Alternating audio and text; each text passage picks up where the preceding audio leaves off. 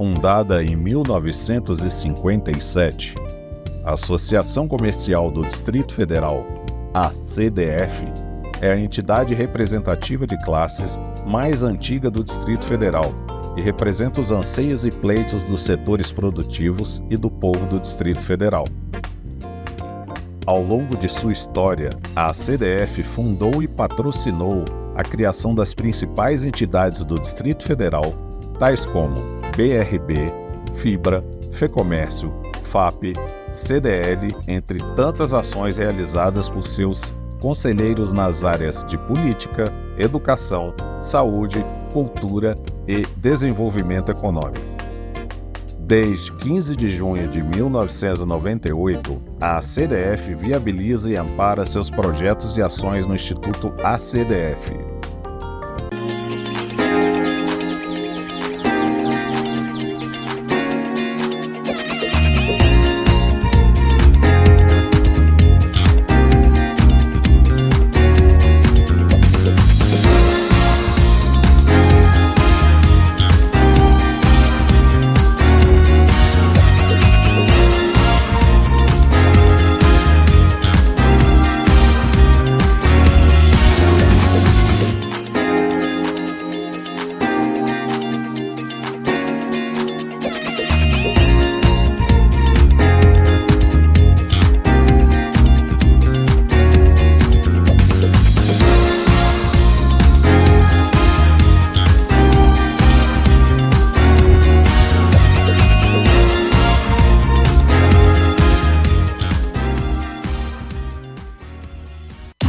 A palavra pode levantar um país ou afundar uma reputação. Pode inflamar uma multidão ou calar uma verdade, mas também pode trazer memórias, sonhos e contar a história. Seja impressa em papel ou formada por pixels, a palavra pode confundir ou pode revelar. Em um mundo com tanto ruído, a palavra certa faz toda a diferença. Acompanhe o Correio também nos meios digitais. Correio Brasiliense. Jornalismo de verdade.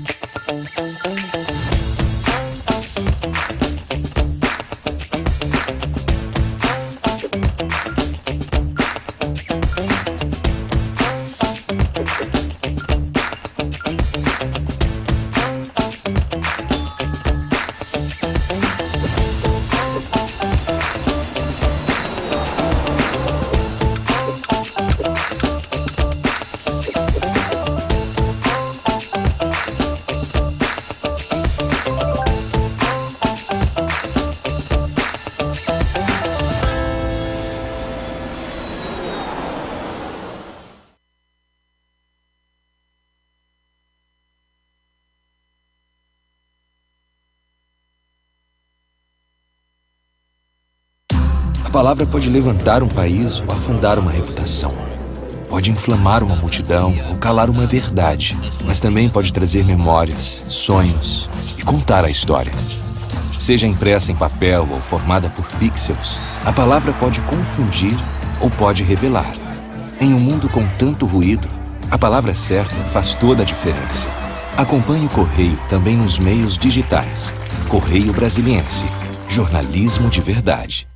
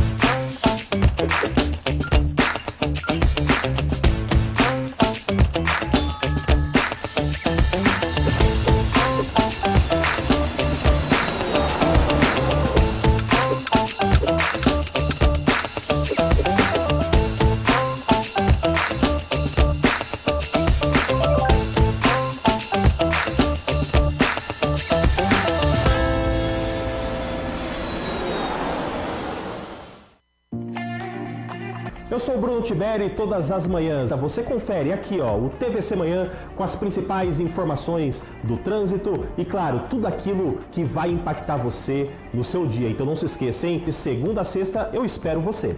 Eu sou Brenner Vasconcelos e aqui comigo no TVC Esporte você confere todas as atualizações e informações do esporte do Brasil e do mundo. Eu espero você. Sou a Isis Tainá e apresenta a Agenda Cultural. Aqui você fica por dentro das melhores opções de lazer, música, teatro e diversão para toda a família.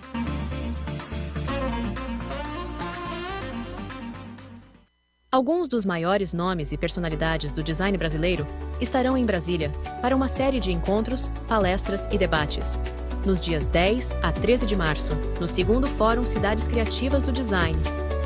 O objetivo é discutir o papel do design como uma poderosa ferramenta de inovação, desenvolvimento e transformação social.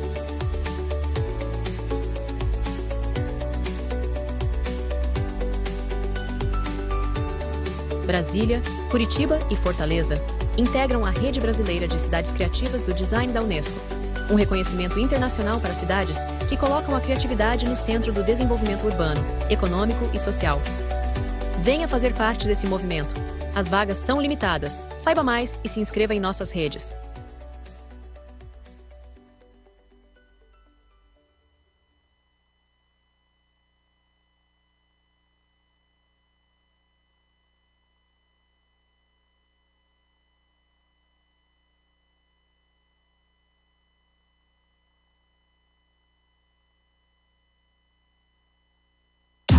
A palavra pode levantar um país ou afundar uma reputação.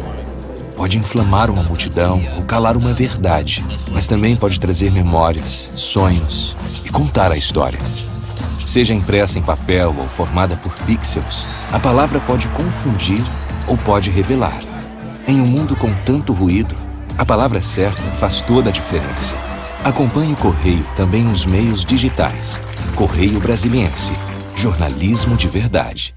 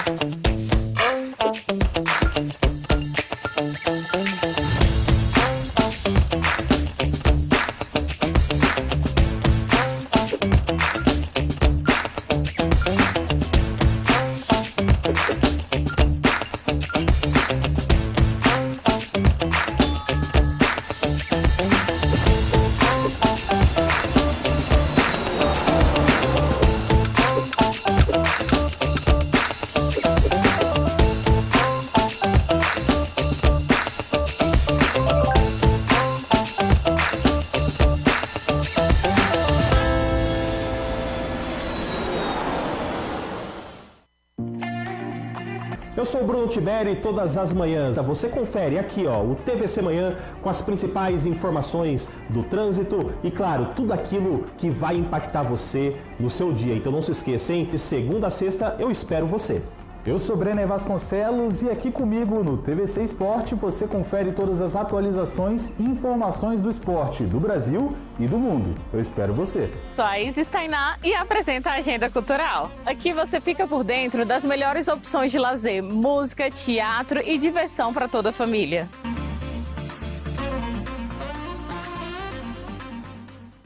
Alguns dos maiores nomes e personalidades do design brasileiro estarão em Brasília para uma série de encontros, palestras e debates, nos dias 10 a 13 de março, no II Fórum Cidades Criativas do Design.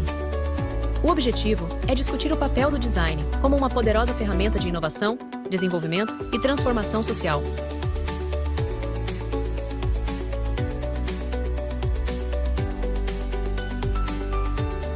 Brasília, Curitiba e Fortaleza integram a Rede Brasileira de Cidades Criativas do Design da UNESCO, um reconhecimento internacional para cidades que colocam a criatividade no centro do desenvolvimento urbano, econômico e social.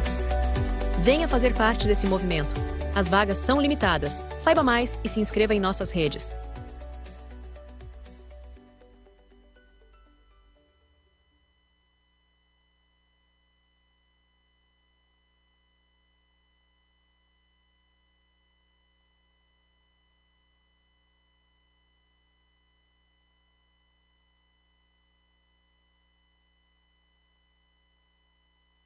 A palavra pode levantar um país ou afundar uma reputação. Pode inflamar uma multidão ou calar uma verdade, mas também pode trazer memórias, sonhos e contar a história. Seja impressa em papel ou formada por pixels, a palavra pode confundir ou pode revelar. Em um mundo com tanto ruído, a palavra certa faz toda a diferença. Acompanhe o Correio também nos meios digitais. Correio Brasiliense. Jornalismo de verdade.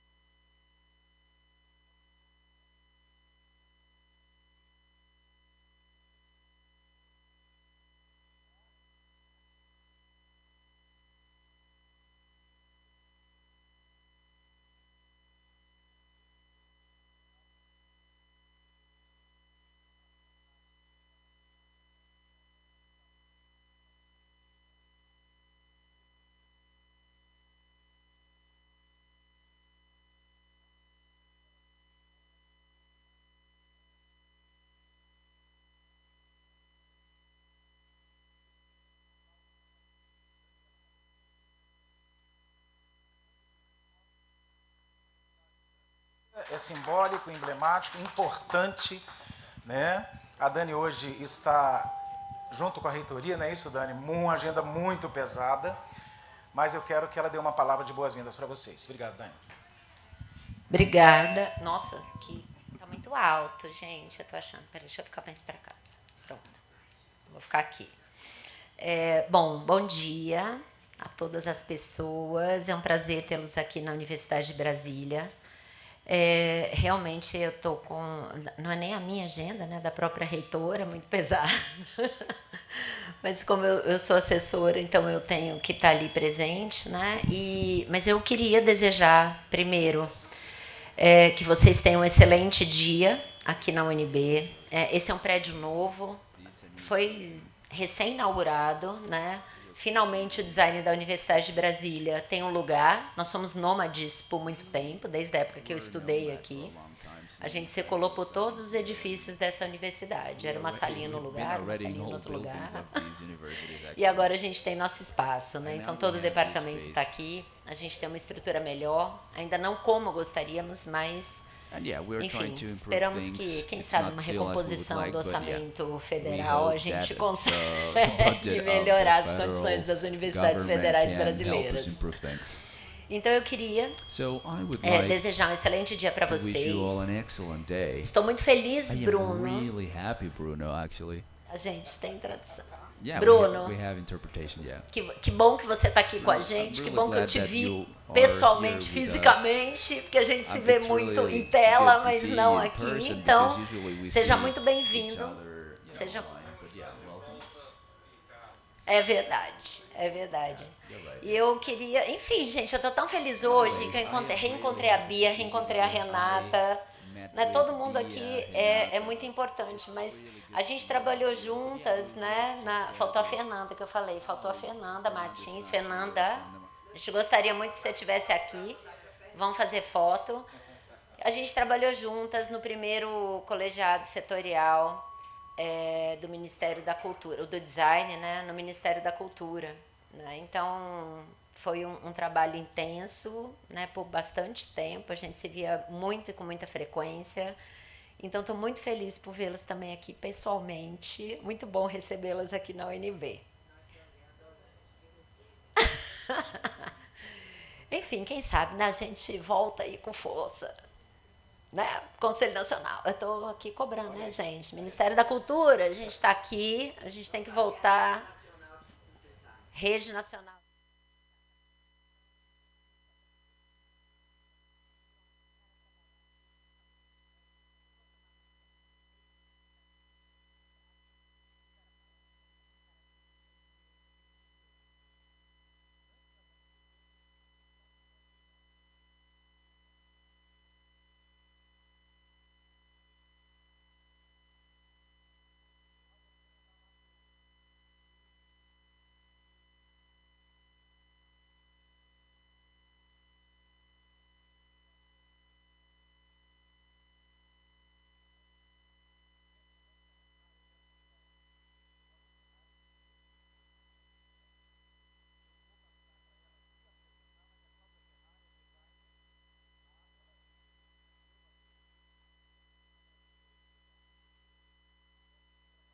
Association of Interior Design.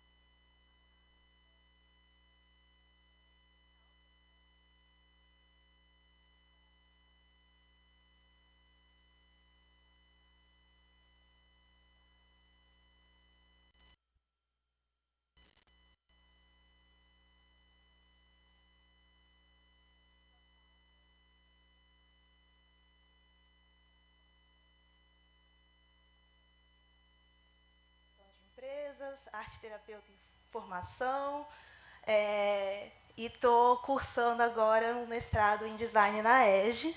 Inclusive, peço desculpas pela minha ausência ontem, então não briguem dizendo que eu fui antissocial, mas eu estava entregando a minha dissertação.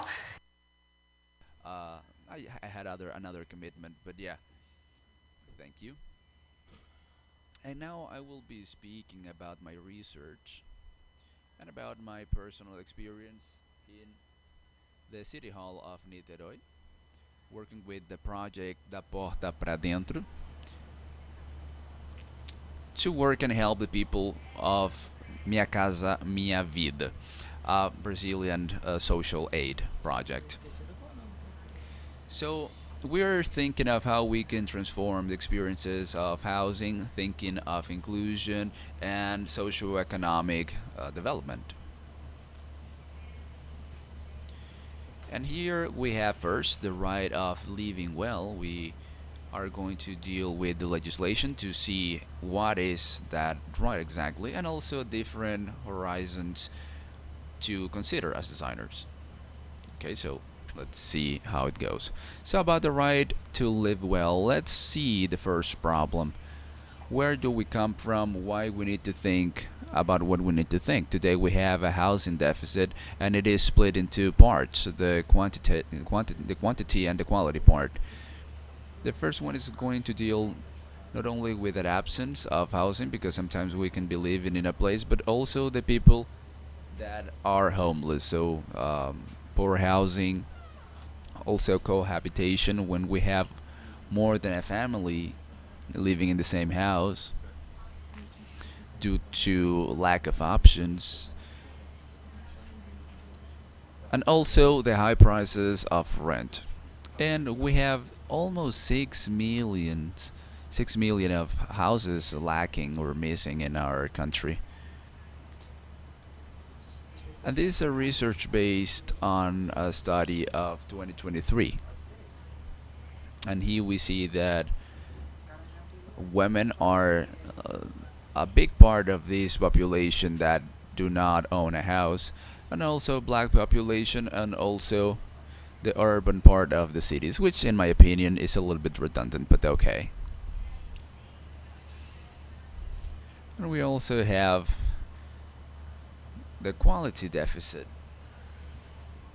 that can be related to housing itself, some structural problem. Oh, I'm sorry, I'm spoiling the end. I'm sorry.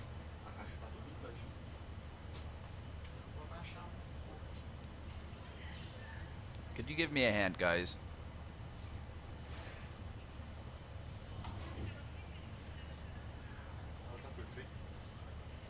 So the absence of an urban infrastructure, sewage, etc., and also being the owner of the place you live. And here we have over 27 million houses in situation of quality deficit.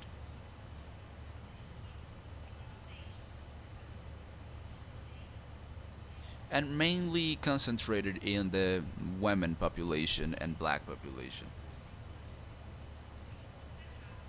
I'm going to be brief here because this is a really big timeline, but here we have a historical problem, and today we have a program that tries to give help to this population of low income. Today we have the problem of migration from people from the countryside to the big cities, and that creates an absence of housing. And the government usually focuses in policies that do not try to fix the problem.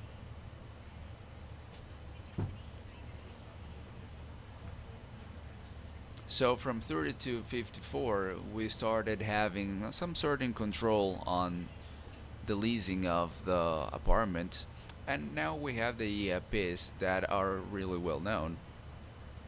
And then they start trying to solve this problem of housing and started to think how they can actually try to solve this problem based on references from Europe that was also developing these housing problems at a social level.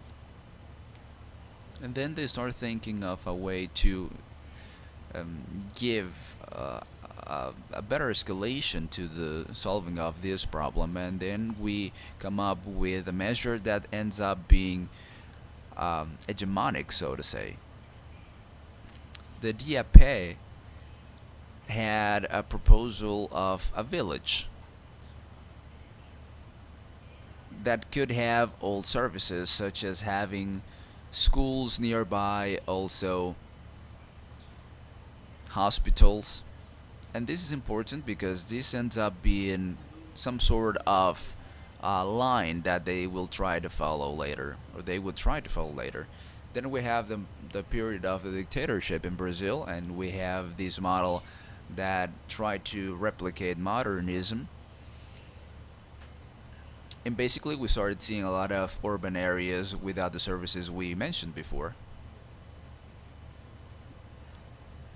Okay, go back a little bit here on the slides.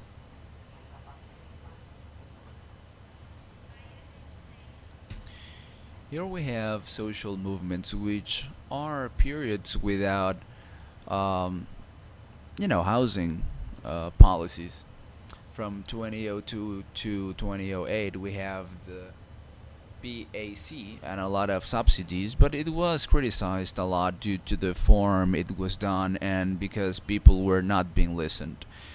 In 2009, we have the launching of Minha Casa Minha Vida, and that modern inheritance was rescued in this period, and it was also an economic measure to a problem that was really present during a crisis that could affect our country. So it was economic measure, but it was also criticized a lot due to the way it was inserted in the cities.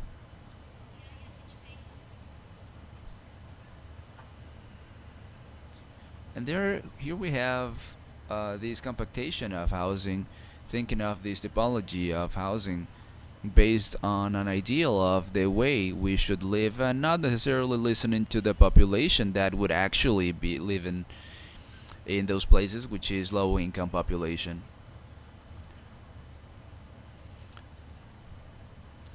And that affected a lot the way people lived, because there were people basically clustered in these places. So here we have two different situations in two different parts of the country, one in Rio de Janeiro and another in San Luis in the state of MANHÃ, and you can see how they are basically the same thing. The program Minha Casa Minha Vida brought something important, which was social work, a social work that goes with the family in the first years of housing, trying to insert them in the economy, and it is something that's carried out by social assistants. From 2020 to 2023, we did not have housing production. We have the program Casa Verde Amarela, but did not have a big impact on the population. And then in 2023, we resumed the program Minha Casa Minha Vida with some enhancements compared to the previous period, but focusing on the urban part and not as much to housing or standard housing. It is important to highlight in this timeline that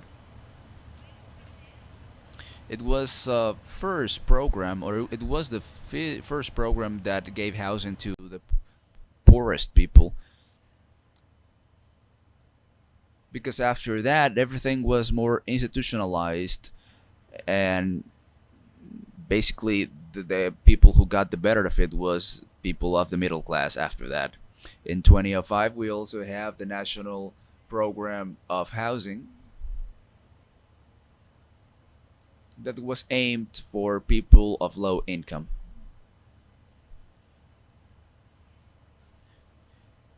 And then we have to start thinking about what dignified housing means. Then we have a production of the UN that talked about the main aspects of dignified housing. And the government of Dilma Rousseff also showcase that importance. And these are the main aspects. First, legal safety. This is regard the ownership of the estate. Also, availability of services such as water, electricity, etc. Also, localization. 4, accessibility. 5,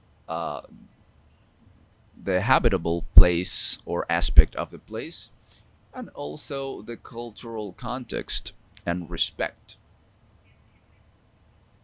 That talks about how we project the standard house, and also how we can customize that house according to the particularities of each family.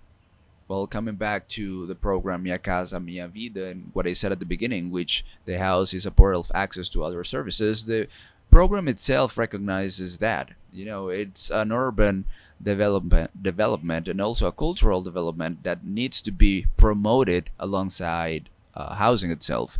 And here we have as a goal target public people of low income, and also prioritizes women and also teenagers and a lot of minorities in general, because these are the people who are the most hindered in society.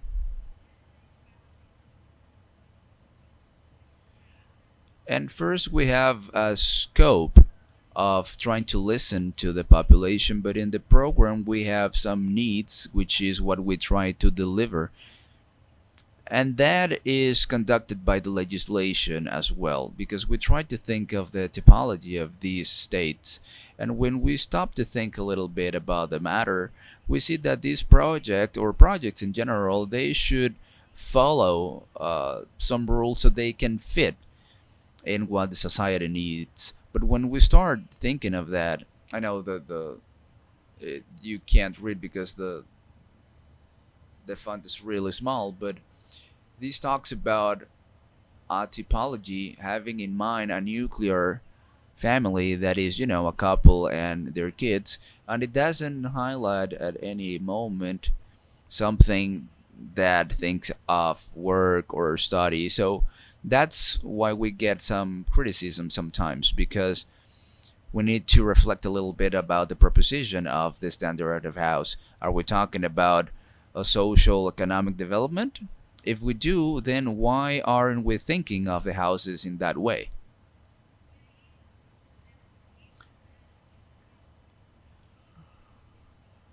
And with those complaints, we have here a phrase or statement of Nego Bispo, which was a black leader that talked about that way of building housing. And he makes a comparison because he says that houses in the slums, they use a vertical construction so they can, accommodate their families. And in the slums, people utilize those places to socialize. So why wasn't that aspect of housing considered in the standard of the program Minha Casa Minha Vida? And thinking of that diversity, and by the way, this is a piece of work of Carol Quintanilla, and we see the diversity of that interior design, which is basically a rainbow of identities. And here we have a quotation of Sennett. He says that cities can only be built through the diversity of their inhabitants. And also, both the Declaration of Human Rights and the Universal Declaration says that we have the right to differences. And in front of that perspective, we have to see the project Da Porta Pra Dentro, recognizing the importance of this program, but also recognizing that we have particularities of these families. Then we started the interior design focused on habitational policies. And we work with social assistants in this case. And this is a policy that already exists, that has its own budget, and it incorporates this sense of belonging, somewhere. And we carry out some series of activities that insert inhabitants in planning, and we try to promote a life quality and this belonging feeling, and also other aspects such as services and public goods.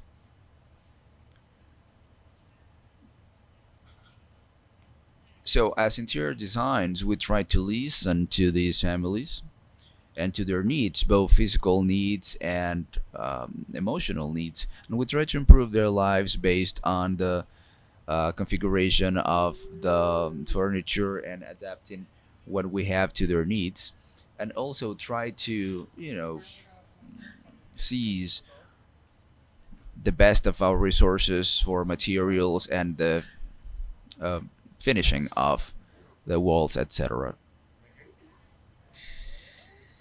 Always with a lot of personality and thinking of comfort as well. As social services, we always try to follow that rule of listening to the people and to the families, and we try to adapt everything to their socioeconomic context, and also mapping out what their life is. And we also try to articulate so we can give them access to work, study, universities, to dignify their life through housing.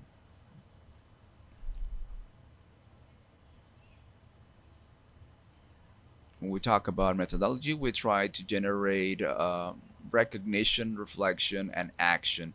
But we're talking about a public policy. So we need to find autonomy as well. We need to showcase mechanisms and tools so the population can adapt themselves as long as their life are changing, of course. And we try to look for solutions that are practical, but that they are also accessible to their economic context. We also saw how these demands in the interiors of these houses were permanent. We had some problems at the beginning, so we needed some measurements to keep accidents from happening. For example, here we have a bed next to the window in a high place, so that's a risk. We also have the alignment of the windows that can cause some discomfort. Also the lighting and ventilation.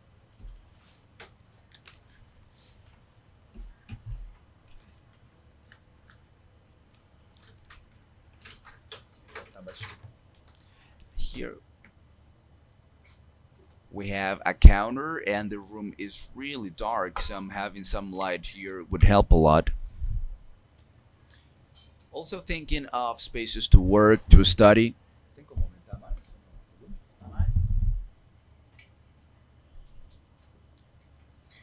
and places to perform other types of activities, and to have comfort within the house that reflects the relationship of the family. Also, what we'll be able to illustrate here in terms of solutions. This was a room of 3 girls, and they put their identity into the walls, but they didn't have a place to study. So we tried to analyze what they wanted, and here we created a phrase. The 3 of them agreed upon this phrase and they put it on the wall. But this was based on the dynamics of the family and of the sisters, of course. And here we had a desk to study, and we did that with 2 shelves that were going to be thrown out. This is also a study area.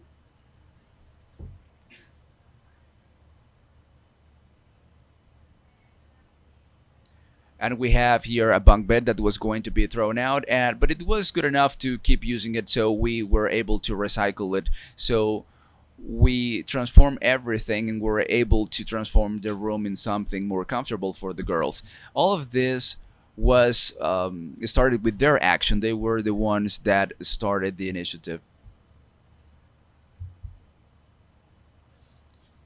So yeah, when we think about continuity, because yeah, we have to give continuity to these actions, this would be an excellent example of that, because in here, when we got here, this was the house of a lady with 3 granddaughters, but they needed more space for the granddaughters, because sometimes we see situations in which the house is too little for the people living in it. So this was a concern, and we tried to create an active measure, which was bringing a new mattress. But then she changed that, and she brought a new couch, and she said that in morning she has the couch and a social space, and at night she has a bed.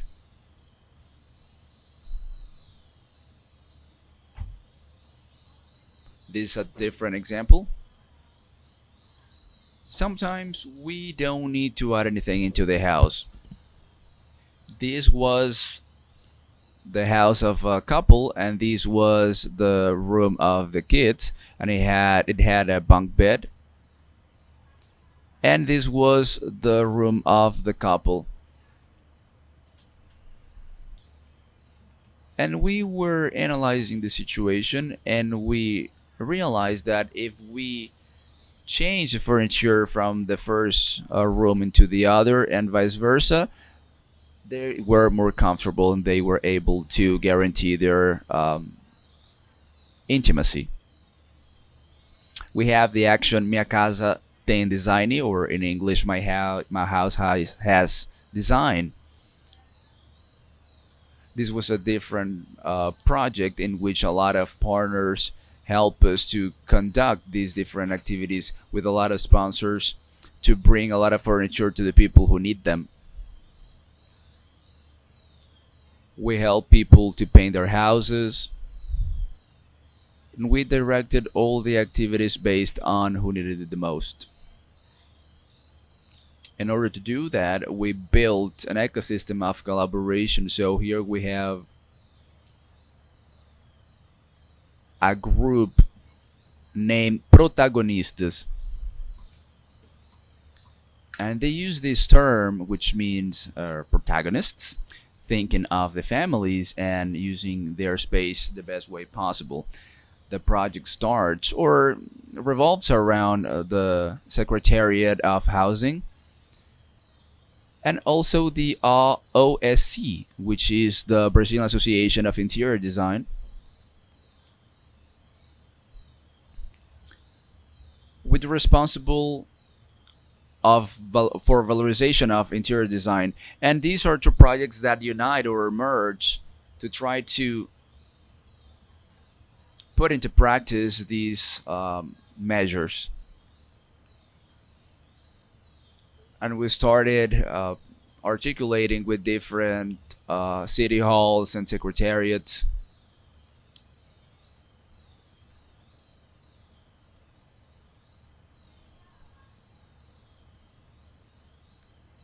And here we continue, or actually we continue putting in practice alongside Marta Mendes with this methodology in mind. We have the financiers that the people who fund the projects, and this is with the purpose of trying to put into practice what we have in mind. And we also have the private sector. We have, of course, the University of Rio de Janeiro. We have Veiga de Almeida, and we have a lot of volunteers. And we also have the UFF, which is an ally of industrial design, and they also produce furniture for these families.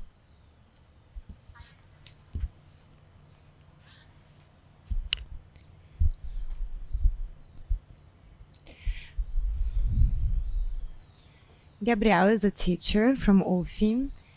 We took his proposal, the porta dentro for them. We explained our difficulties, especially around putting into practice what we're thinking about a project, and seeing the capacity building so that the staff may feel sufficiently autonomous and skilled to do these changes. And here's Rivas and Fabiana, two sisters that were part of the project. Aquilo que está ocupando o What's ambiente, os occupying mobiliários, os the different artefatos, environments, the artifacts, the different eles objects. ajudam a compor They help e us to também compose and also to a dar give uma some singularidade, uma singularity, personalidade some no lar personality de cada de acordo com to seus everyone's gostos, homes according com to their seus anseios, tastes, suas their necessidades, desires, their desejos de needs, consumo their e por aí desires vai. of consumptions, and so Então, on. dentro do nosso projeto So de inside a extensão na project UF, of vinculado ao extension desenho in industrial, UF, nós binded to ativamos design, diversas we have ferramentas activated many técnicas de tools projeto and para project propor, desenvolver tools so that we soluções que can caibam dentro develop da real solutions that can necessidade feed dessas into the real famílias que needs of these participam do families that projeto, participate of the bem como project, também atendo aí as os well seus as interesses also singulares. attending E aí,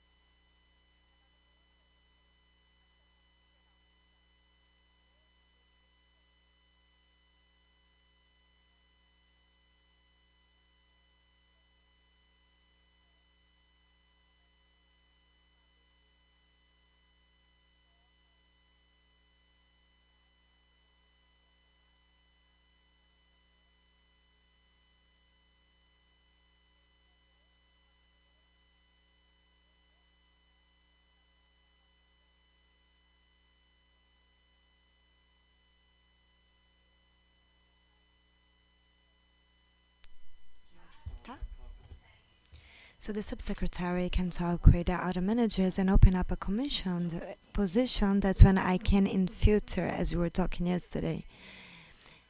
And then we begin the execution in the practice.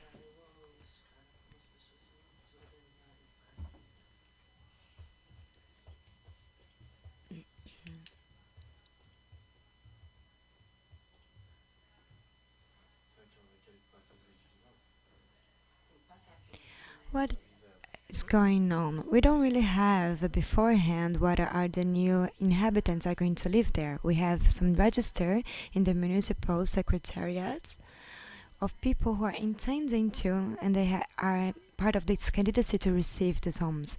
But when we only have the homes when they are ready, it's like we can know who are going to be the inhabitants. But inside the program Minha Casa Minha Vida, we have a new modality that is named entities, that works this way, where people organize through entities with a technical advisory, some professionals that are usually, a part of social movements for living, and they already know what are the target audiences that are going to live there, and then they project it, design,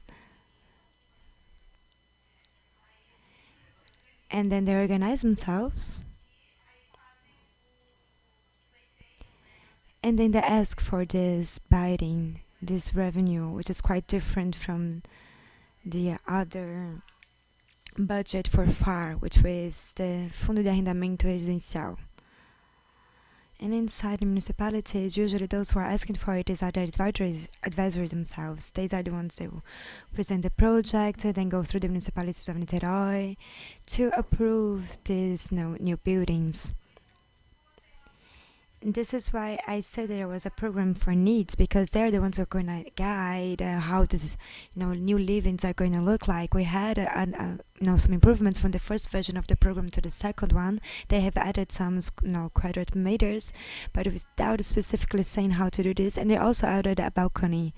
So we have something added. But this is not incorporated. But this no matters about participation are not incorporated.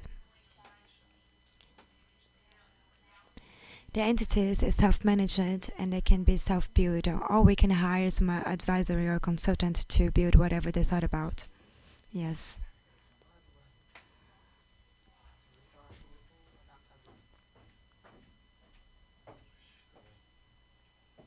Os diversos objetos, The eles different ajudam a objects they compor help e to também compose and a also give some dar uma similarity, singularidade, uma personalidade personality no lar de cada um, de acordo in com seus everyone's homes gostos, according to their com seus tastes, anseios, their suas needs, their necessidades, desejos de desires, consumo their e por aí desires vai. of consumptions and so on. Então, dentro do nosso projeto So de inside a extensão na project, UF, extension vinculado ao project desenho from UFI, industrial, which is binded to nós design, ativamos we have diversas activated different ferramentas, técnicas tools de in our projeto project para propor, techniques to desenvolver propose soluções que developing caibam dentro da solutions that real may fit into necessidade the real dessas famílias needs que of these participam do families that are projeto, part of the bem project, como também as atendo well aí as os seus also attending interesses their singulares. singular E aí interests. temos também And we algumas also questões para have some trabalhar matters como a to work, sustentabilidade, just like material de sustainability, baixo custo, que seja having lower acessível cost para essas materials that are famílias maybe more accessible reaplicarem for tais these families to produtos. also be Então, é able tudo to reapply pensado this para product. o Everything's contexto de well thought for this localidade context do of the grupo que locality of vai the group that's se going to beneficiar dessas soluções have geradas. the benefits of E aí, these mais ou menos, generated nosso projeto solutions. de And extensão the funciona de extension por project works in duas frentes. two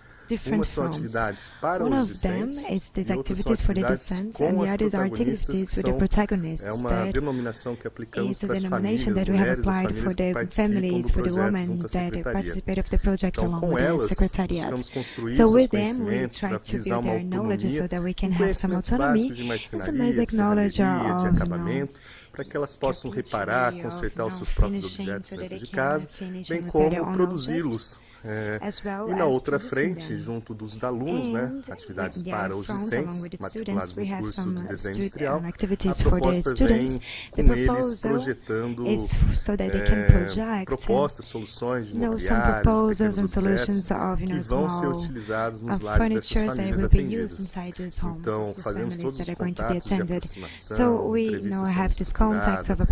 O projeto ele é delineado com aproximação desse público, então os alunos têm na prática uma realidade de projeto so the students que visa feel the atender reality of demandas this reais, project that tend e to aí eles attend to real propõem needs, soluções de and then forma they de propose mobiliário, solutions produtos e just tal, que like se adequem a furnitures or cada dos products that lares may das famílias be que estão adequate to participando these daquele homes determinado of the semestre. families that are Ao participating final do in each semestre, semester. como By the end of the rito de semester, celebração e as de some sort of entrega desses celebration projetos in the way of materializados, delivering these nós projects which have realizamos uma been exposição made semestral, concrete, we e aí have esse an encontro final entre as a famílias 6-month participantes e os exposition, and we alunos have das this final disciplinas meeting between the ocorre students nesse and the families that happens inside these universities in which we deliver the projects, their concrete ways, their final ways. And in another moment, we also deliver this home, so we can add up to this project of the Secretariat, bring in with interior designs, also textile designs, products design. We also have some capacity buildings, to build more autonomy. And in a general way, we try to give this feedback back to the institutions in universities, so that students can have a more humanist approach to design, a design that is looking for those who are marginalized, a design that may allow to listen to the other ones. And from this sort of listening, so that we can think about projects that are singular to each one of these families. When I arrived, I saw my furniture, which were ready, the furniture next to my bed. I saw the table that my daughter was going to use to study, and just such young, beautiful, people. Just like a girl had said, we bought a piece of wood and we transformed it into beautiful things. So this project, which has been made for my home, for my bedroom, for my daughter's bedroom, I felt wonderful. Well, there were people, I didn't even met those people, and when I saw my picture there and my narrative is being shown in there, Claudia knows that I only went there because Camila had to convince me to, because it was a challenge. Because when you arrived at my home, you saw that I was transitioning, from my workplace, because we have lots of work for so very little space inside our homes, and I began to value my house more than I did. That bothered me before. But today, seeing these different people, beginning their lives once again, or young people who are studying, that they come from so far away, I'm pretty sure they're going to be able to attain their own goals. So we have this general context here. We can be able to see the different impacts in all different fronts. When we involve students, we're also thinking about the future of design, about designing for different social classes that historically we may have not have worked that so well inside our universities. So I think that these narratives from Hiva and from Fabiana, they make very clear about this, my individuality, this was made for me. So we try to, do things different from the standards. Because standards, they still happen, they still have that. We have standardizations, we need to build up in scale, we have a big problem. But how can we make this in a different way? How can we give another layer with a budget that we already have, and that we can, give this potential for these autonomies? And as results, we can see that we have different numbers here. 71% of the families, they have posed a solution that they were made into practice, but we have this social return now. So we have two elder people who were able to go back to study. We have people who went back to study in their own homes because they were living in a different and complex situation. They have a more improvement in their mental health. There is a struggle for the right to health, to access, the universal system, and also having access to some social benefits. Because we have these actions with other social agents, we can cover bigger layers of this. And because we go into their homes and we listen to people individually in a more intimate way, we end up having some sort of bigger involvement with these inhabitants, with their social works and other activities that we're able to promote, and we have a more precise diagnosis. So we are able to action and create solutions that are more concrete and more actionable with their own realities. And here's a little bit of our colorful design with people that were attended by us. We had two different types of recognition that reinforce this type of experience. So we had recently, in the beginning of this year, we had this post from UN Habitat along with the Ministry of Foreign Relations, in which they selected 16 initiatives that work for the social human development and sustainable development. And then you can read a little bit about what we're doing there. And with Caixa, we had a meeting in which we recorded some material that is available in the national management of inhabitants management, so that they can replicate these materials in other units as well. About innovation, seeing this context, we see that we have this different approach within social work. So they have optimized some resources with activities that may have been even before there were activities which were about recycling some PET bottle in a place where you don't even have the space to do so. So we were thinking about activities that could be incorporated in face of the social work that is actually has its own priorities. So these workshops, that they may be related to livings and to social rights. We also have some professionalization of the target audience. So we have these workshops, when we go into their homes, or these people, they begin to execute their own changes. We begin to see some vocations in there, and we can direct this into some sort of professionalization when we identify them. There's also a possibility of applying, into collective spaces or other sectors. So we have attended, a public space for children that is also an NGO, and we see that we can, have different types of approach to different types of spaces, and we can also direct these different resources for execution, because they can come from different funds. And we're always trying to recycle them, so that we can also have an environmental impact. There's also the involvement of public and private agents, and this approach seeing different fronts of design. So we have even someone who is producing some serigraphy inside their homes, or some clothing or something like this.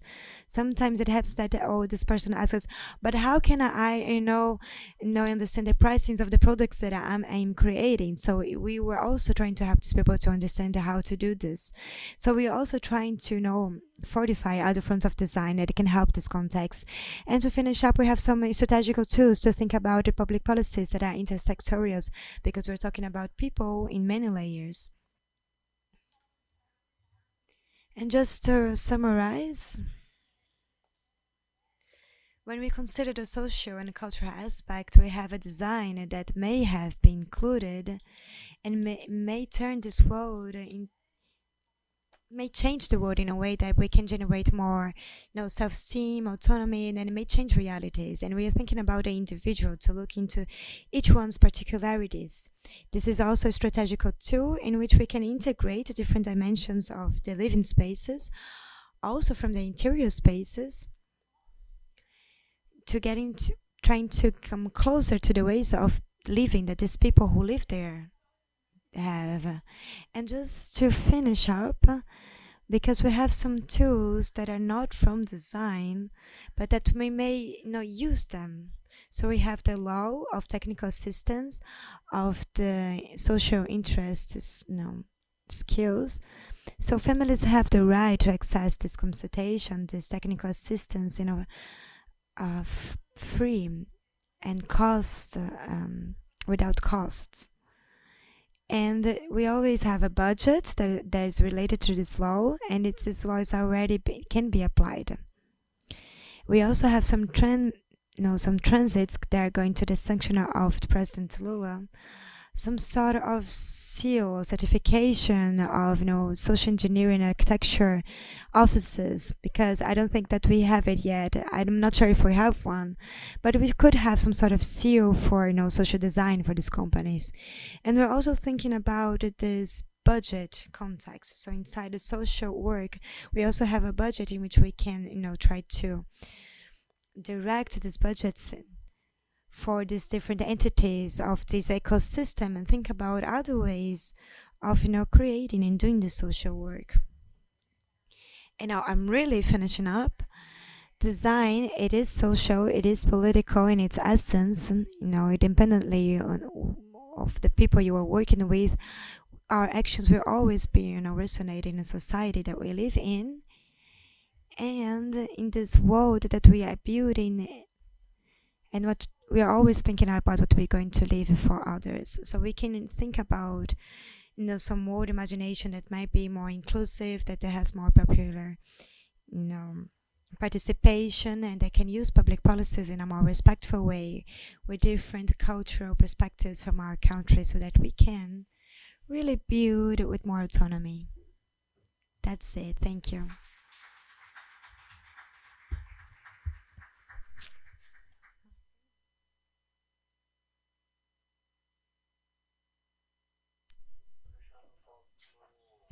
Hello, that was amazing, right?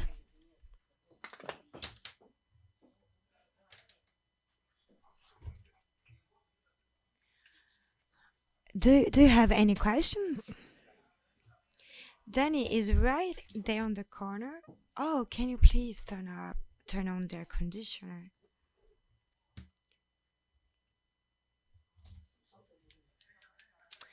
Danny is right there on the corner, and she asked me to say that it's not a fire situation, but yes, we had our alarm.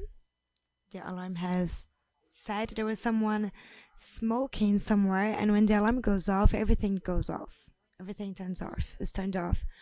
Oh, it wasn't here. Oh, so it was not the alarm.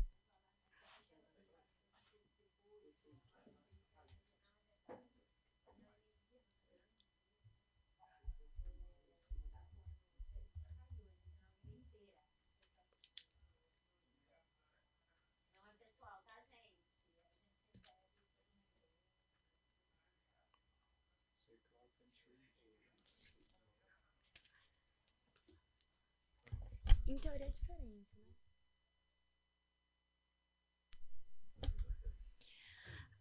We have two questions. Claudia, welcome. I already knew your work through the internet. I have stalked your entire website. And your work is wonderful, but we have some concerns, and I'm sure you also have them. So I would like to reflect them with you.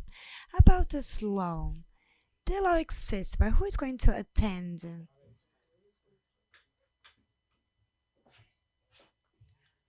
We have the law, and we have the mechanisms of the execution of the law, which have not been applied. So in other words, our context in our area, unfortunately, only attends 10% of our population.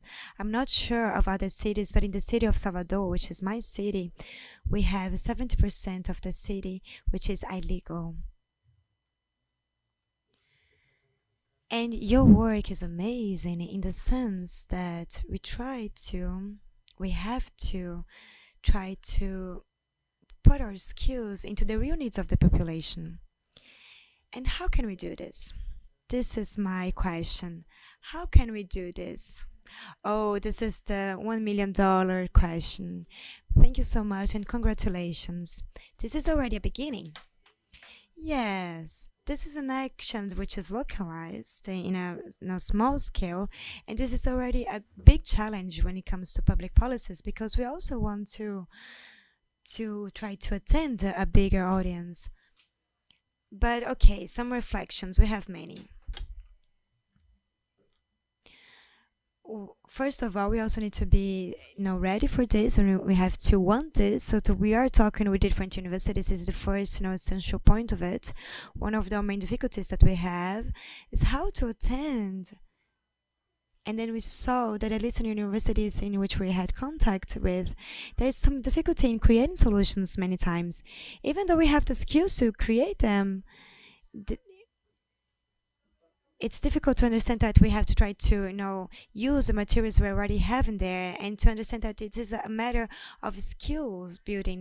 We have to prioritize social design in our universities, and I think that UF did this in a wonderful way, because they have 2 disciplines and an extension project that is already able to have some revenue to do what was described by Professor Gabriel, teacher Gabriel.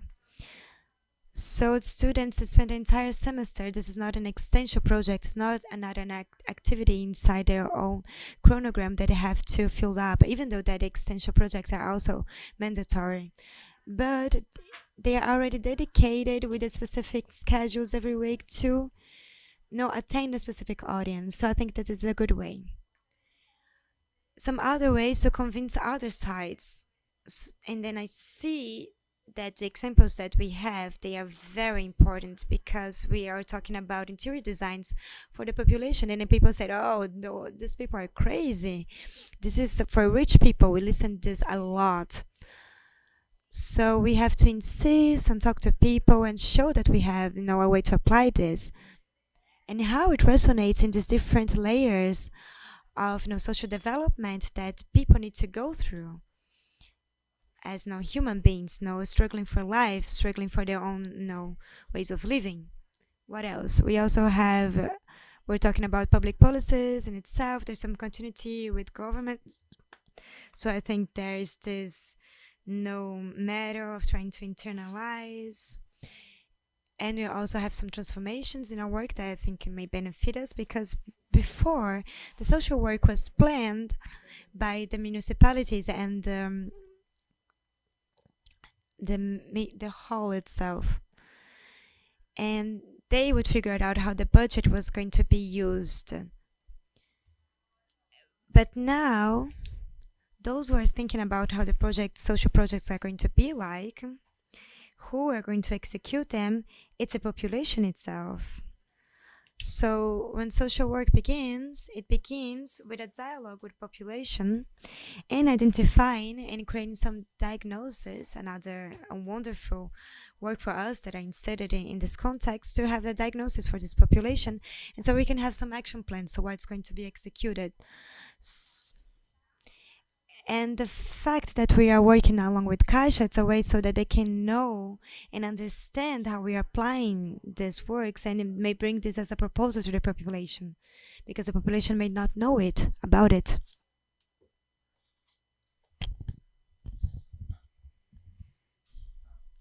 So I was reflecting on a thought. First, when we talk about education, first, we have to get rid of this classism, so we do not impose what we think is a quality standard, because maybe for someone else it's different. The second dilemma is something regarding the OAB. With the OAB, you have the right to an attorney if you earn up to 2 minimum wages. Can we apply the same thing to CREA?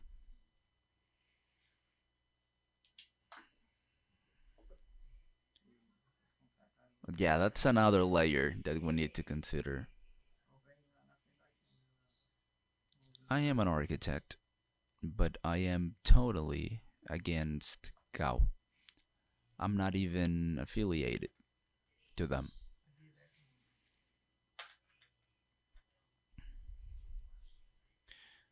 So I consider that this attitude of market reserve is impossible to understand, especially in the history we architects have in social movements. So I think that we could be a path to implement this assistance, but in order to do that, we need to be articulated with Caixa, so Caixa can offer funding, because people who earn up to 2 minimum wages, we need a different public policy. So yeah, it would be awesome if you could insert this in your research, so we can do activism to try to look for solutions, because we cannot leave our population behind. And often enough, we were, educated with public money, and we have to give back to society, and we want to do so, but we also have to survive, because yes, we need to be, to earn our money, whether it is through Caixa or some other source. Thank you, Loreni.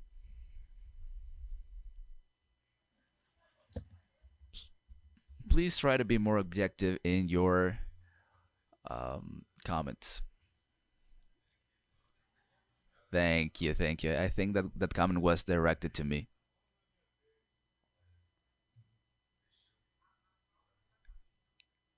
Claudia is going to be with us tomorrow as well, in a different panel, so don't worry. Yeah, I think some points you mentioned are critical. You talk about this universal solution, and we know that design propagates this. And we have the context, the reconstruction of Europe after the war.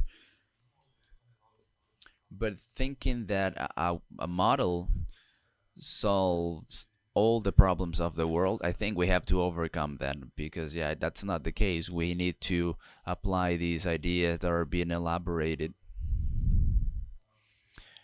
We have to think of pluriversal design, so to say, and we need to start considering other nuances from different places.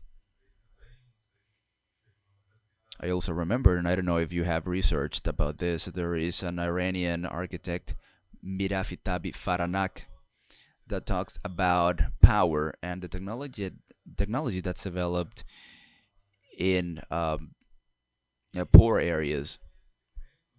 And she also talks about recognition and the recognition of the solutions that are proposed by the population. And that goes beyond what universities can offer sometimes. I'm not talking about, romanticizing poverty, but I'm talking about recognizing the intelligence that exists in these places. And there is another piece of information you talked about, which is housing deficit, the housing deficit that exists in Brazil. And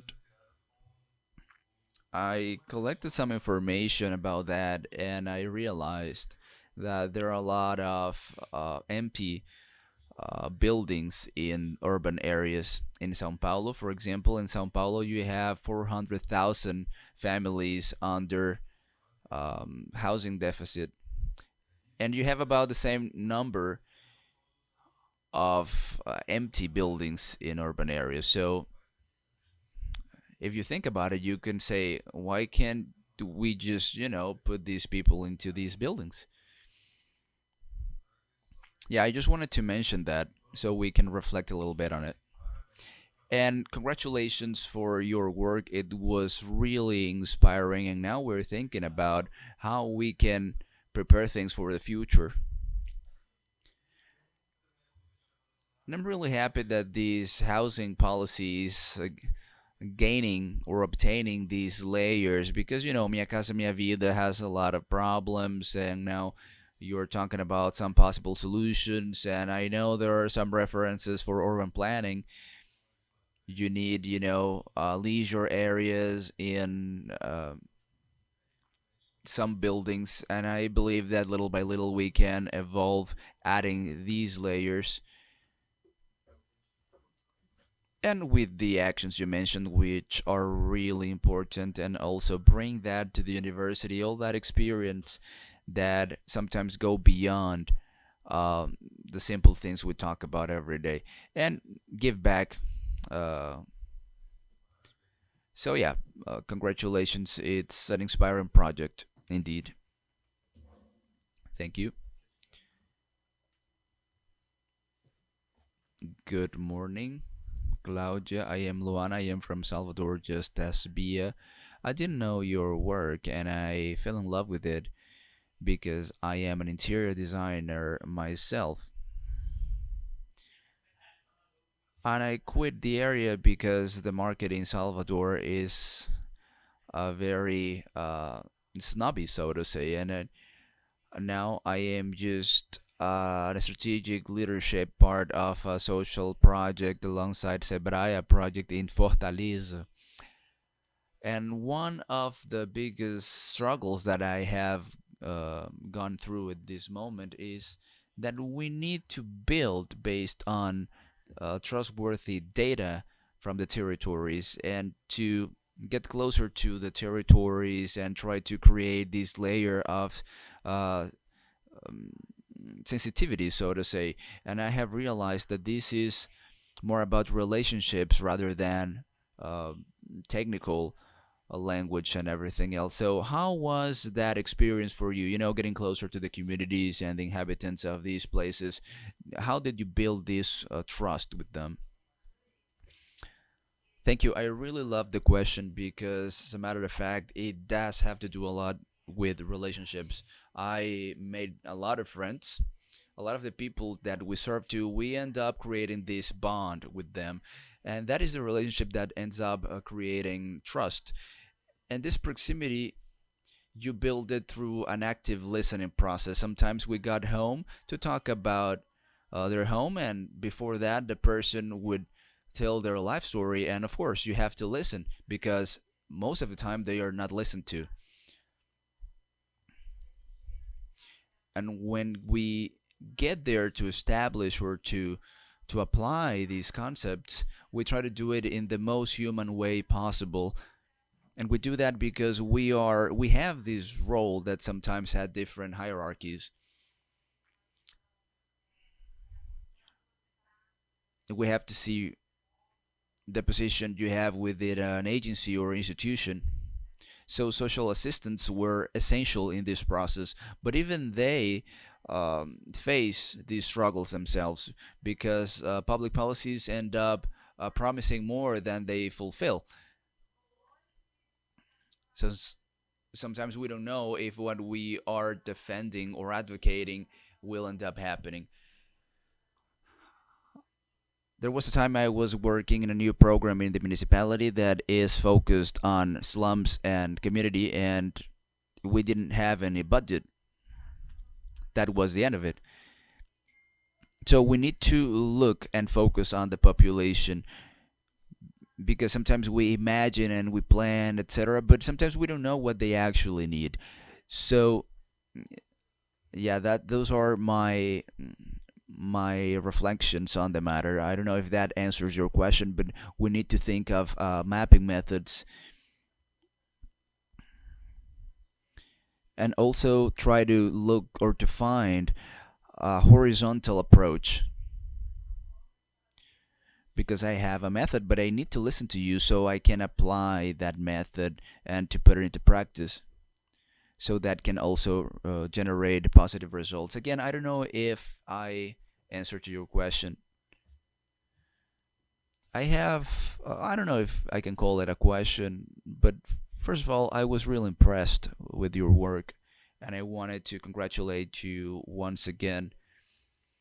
And that resorted me to some movements that I had contact in the past, MST, for example, and the MSCT. I don't know if you know it. It is a really interesting experience because they occupied the building of the INSS and or Social Security Agency, and it was really beautiful because it was an opportunity to give more chances and opportunities to other people, and I got to see firsthand how they integrate, because they are the main characters of their own story and they are the ones that need housing, and that transforms people. And it is not only about each house itself, but about the collective activities they have. So it was an experience that shocked me, because sometimes I'm scared to depend on the public efforts to get results. There was a time that I was looking for the MTST that opened up a public call for people who wanted to collaborate on architecture and also with agriculture to work together, So I found it to be a really interesting experience, to start from the bottom, from the social movements, because sometimes they have more experience about it. Do you have any opinions on that? Yeah, I mean, practical experience of working with the movements, and no, I do not have that experience.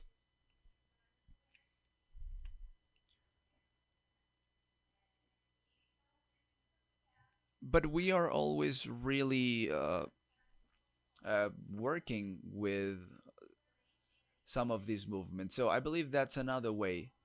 So for example, what do they need? What they need? What is the impact? What we're doing? What is the impact what we're doing has?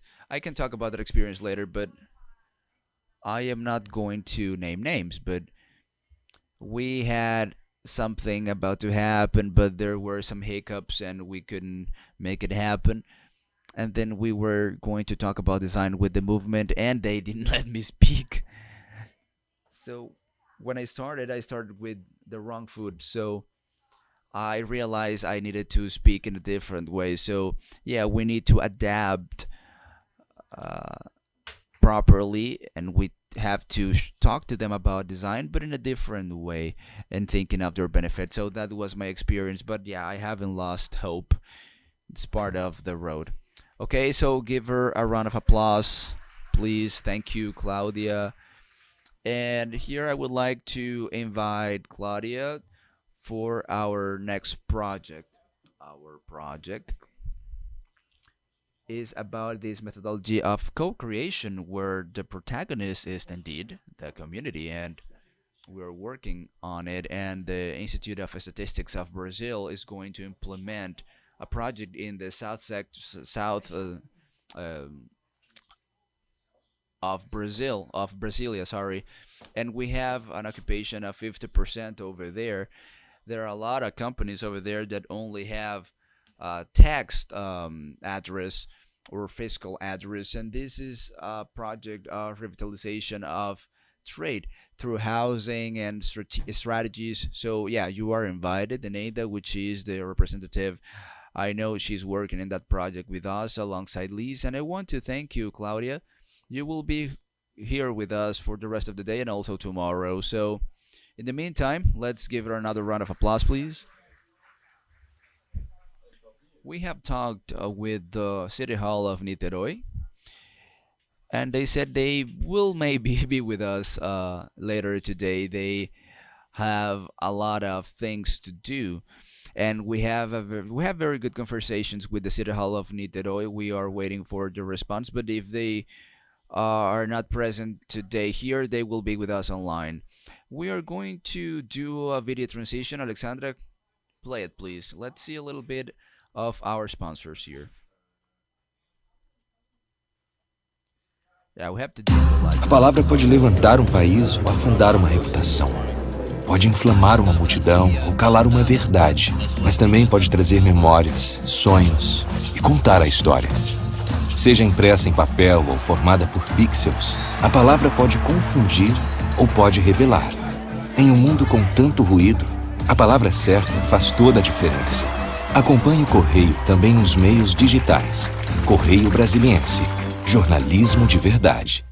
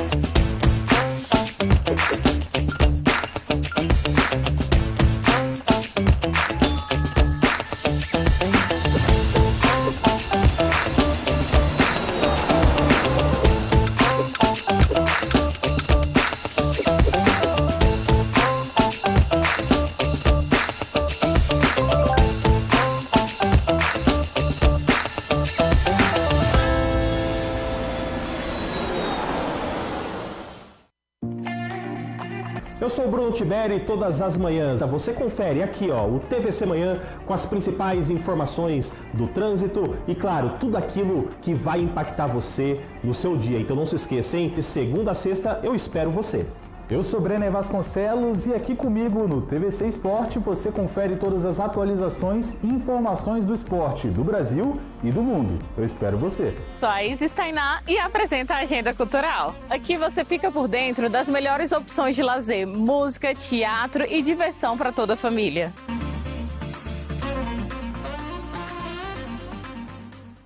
Alguns dos maiores nomes e personalidades do design brasileiro estarão em Brasília para uma série de encontros, palestras e debates, nos dias 10 a 13 de março, no II Fórum Cidades Criativas do Design. O objetivo é discutir o papel do design como uma poderosa ferramenta de inovação, desenvolvimento e transformação social.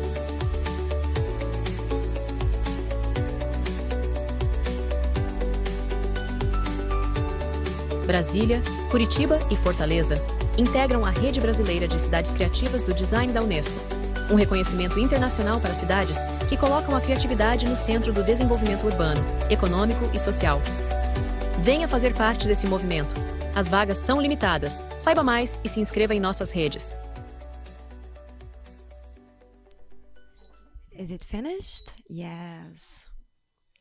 So if you're not in this video, we're going to put you there very soon. I would like to invite here for stage André Guimarães and André Lira from the Culture Ministry. Please, a round of applause. We're going to begin this first part of this panel with Andrea and André, with some expositions, and we'll finish with Marcelo Baus and Eduardo Barroso. And we'll finish with a more broad discussion.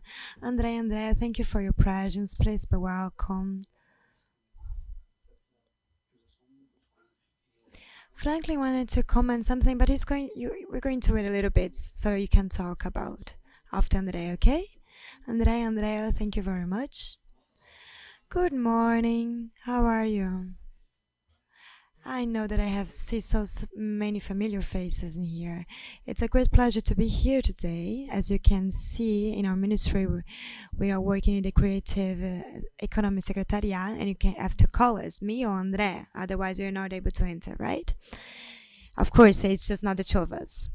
But today we're going to talk about a little bit about the public policy that we have, Brasil Criativo, Creative Brazil, that we have been building up since the beginning of this government, but we have been working more deeply in it since last year, when the Creative Economy Secretariat was recreated as an institution, as a unity inside the ministry. Because before that, we had the Secretariat of Creative Economy. As you might have known, we were already working this agenda before, but now, since June last year, or July more specifically, the Secretary Claudio Leitão, she assumed this task with us to build this up, and I also came around that time, and we have been working, trying to create some public policy that may be related in a more deeper way with the territories. Our main goal is to be able to reach more territories, and today we're going to talk about this policy for you. Beginning how it's our structure of our secretariat, we have the development of creative economy manager, which I am also a part of, along with the staff of other public workers that are also working within these policies. We are working inside this directory to try to bring some structure to this policy, and also with some other agenda which is very important for us, which is about the creative markets that have already been developed since the Creative Economy Secretariat was created in 2011. We also have the board of policies for workers of culture and creative economy, which try to give some rights for those workers who work inside the cultures. And we also have a head of programs that was created in last year's management and term to treat more specifically about the creative territories. So this is our main structure inside the ministry that have been working in this construction of different policies. So when we began to work with this policy, we were trying to listen to many people and have many different conversations with workers, with the entrepreneurships. We began in 2024. While we were part of the conference, we talked a lot about this topic. We have consulted people who are working in there. We had also had some consultations. We were internal inside of federal government with other ministries that are also working with this agenda. So we had this great, building, on top of this. And last year, Secretary Claudio Leitão she also went to an event, and she brought from this event what was being worked about this agenda in other types of the world, other parts of the world, how UNESCO was talking about this in some other agencies around the world, and we ended up with this conception that we have been working inside a policy. So you can see that we're working with different types of dynamics of this development of creative economy, trying to spread it out, to talk about consumption, transmission, documentation, always having the symbolic and cultural dimension as a strategical value, as an aggregated value that we have for our creative services.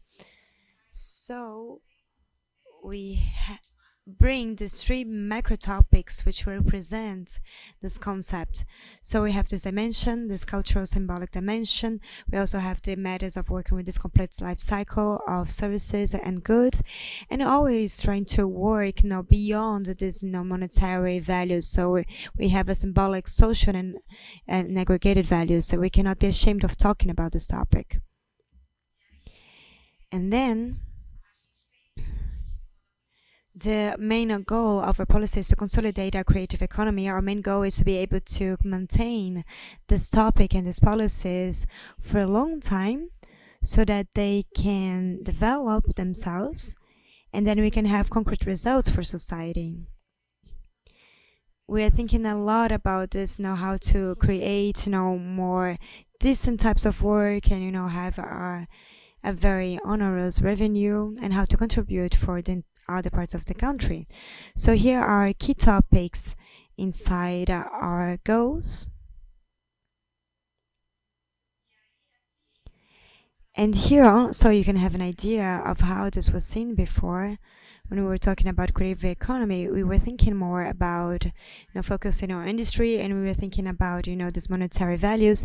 And nowadays, as we were talked about Mondial Culture last year, we are trying to develop this cultural ecosystem and creative ecosystem, thinking about the life cycle, thinking about this interdependent network where everything is connected, and we have the symbolic, economic, and social values.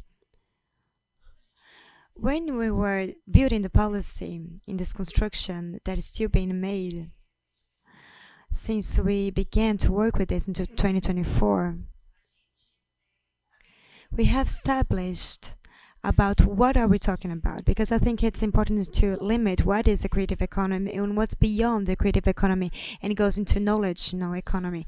So in creative economy we have these central domains, and we also have some interface domains which are intersectional, which creative economy is intersects with. So we see each other in these first segments. You're able to see that we were trying to work and not to forget about the industry services, because we know that this is something that we also need to talk about it, including inside the government. Secretary Claudia talked last year or yesterday about these matters of New Industry Brazil, which is the new policy that is being implemented by the MDIC, which has some missions. They bring some missions into our scope of work that the government will try to work with, conducting this new industry. But creative economy sees itself not so much in these missions. Once it had been instituted and established, the policy, we even were able to include audiovisual in one of its missions.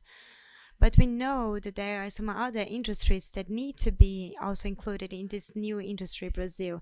And design definitely is one of them that contributes to many other industries of Brazil.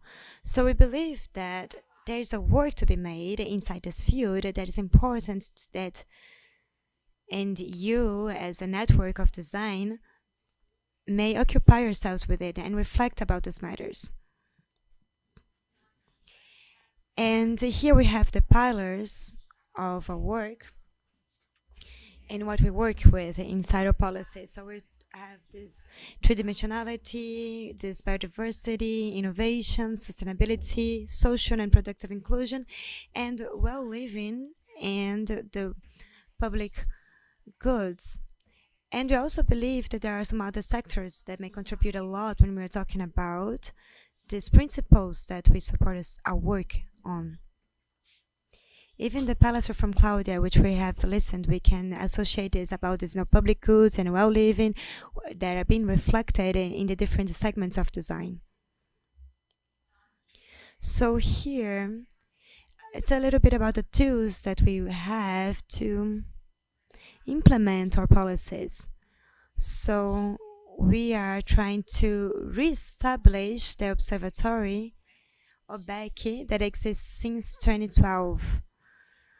In the beginning, we had a work with some universities from Brazil to institute some observatories of creative economies in the entire country. Some of them are still up. I will mention two examples.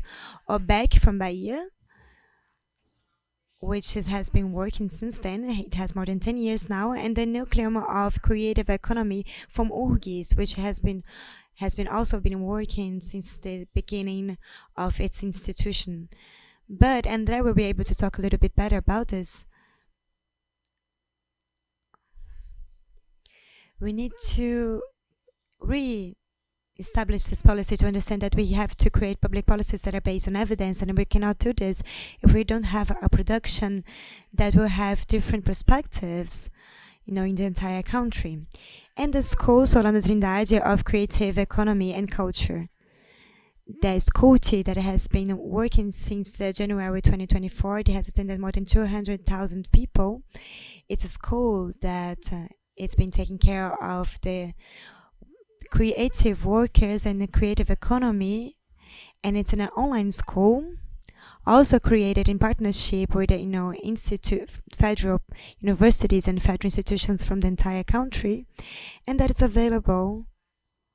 There are many different courses that are available there, and we have coaching as a locus in which we will also be able to treat these capacity buildings for creative competences, trying to support the creative workers and professionals. So here we can notice that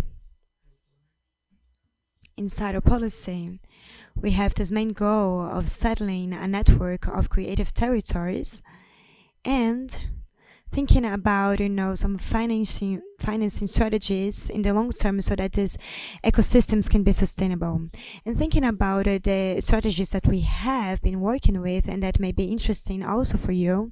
We have been creating right now, we are working right now with different forums of secretaries from different states and forums with municipalities of the capitals of the states, and with a network of cultural managers, so we can implement a program inside our national policy, Audi Blanc, which is turned to creative economy, so that we can qualify the investments of different states and municipalities that will be directed to the segments of creative economy. So we have been doing this work. We expect to be able to implement this program and launch it and still this semester.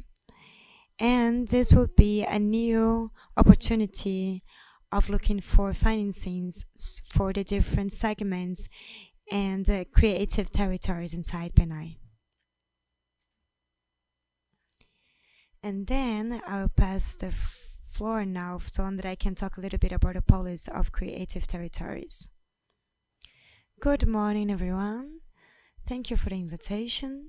It is very important for us from the ministry to be able to participate in moments such as this, so that we can present what we are working with in a very broad and deep dialogue. Nowadays, in our ministry, I take care of 2 different programs. So I have a director, and I'm one of them, from this reimplementation of the observatory with its specific changings in creative territories. But I would like to bring 2 observations, historic observations. Last year, the Secretariat begins to formally to establish itself in July. So we're talking about a very new Secretariat that more or less in 1.5 years, we have to perform a series of actions. But even so, last year we were able to have visits to different ministries and to establish some approximations. And we went to MDIC, and in MDIC we were able to discuss with them that inside the industry perspectives, the only perspective that they give more attention to is audiovisual, which is very important. But it does not take under consideration other series of segments of creative sections that will go beyond these cultural segments. And in these dialogues, we were provocating the secretary, and said we had a very interesting dialogue. He also provoked us back and brought us a reflection that I will say right now, that their perspective was, okay, so let's discuss design. MDIC is going to begin to discuss design. But then say, but we do not have a process, enchained about this industry of design. So there's a gap of information and processes that we need to be thinking more about to MDIC, along with us, with the culture ministry and other ministries as well. I believe that this relationship in which civil society gets together with the public power so that we can build this institution is very important.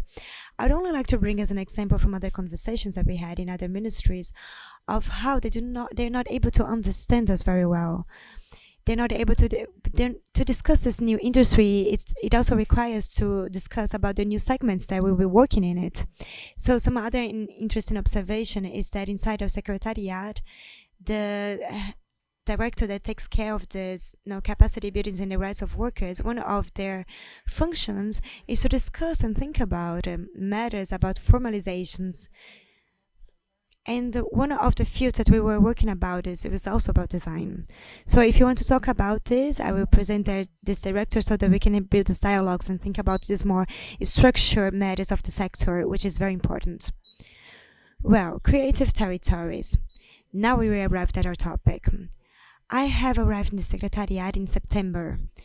So I've been there for 6 or 5 months, and I had this invitation from Claudia to contribute in this re-establishing of this observatory. So how to discuss about this data, researches, and try to bring some alignment in the sense, and also bring some reflections and structuring about the creative territories. Some important point in here in this perception is that in 2014, the Ministry of Culture, along with the Secretariat that takes care of Lei Rouanet,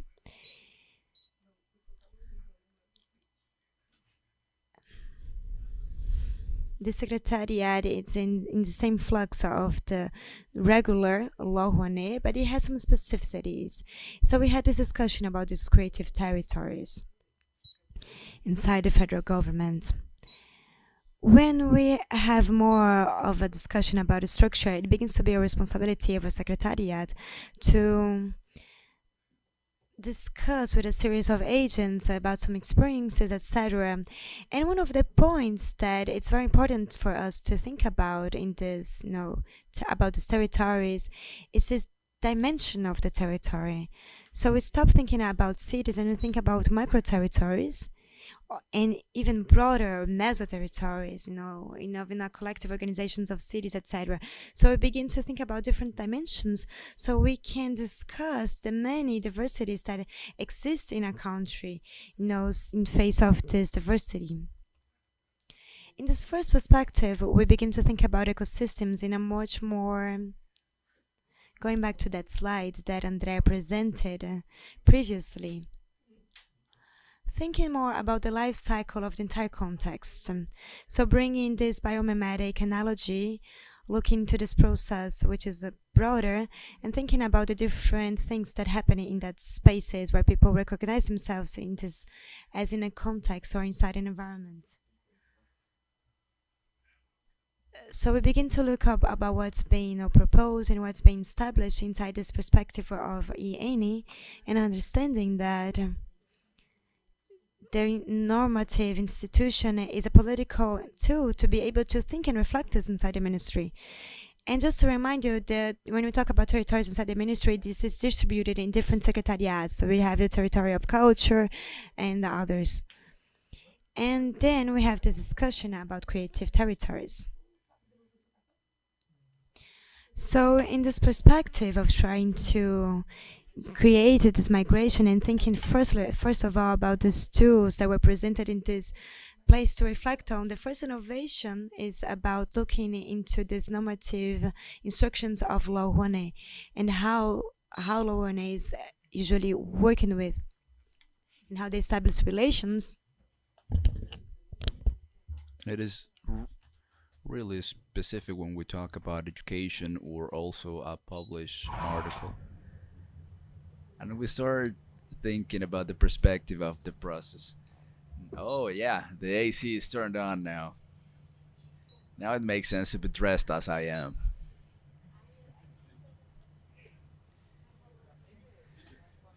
And when we talk about that process, we start discussing a little bit how we can manage the public resources in the territories. And the change we have here from the practical standpoint is irrigate the territory with resources. And so that dynamic can happen. We need a series of procedures. Also, we need to build a trust relationship. I believe that Claudia was asked about that aspect, and we are in the same process of discussing trust and all those matters. So we start looking at that territorial construction.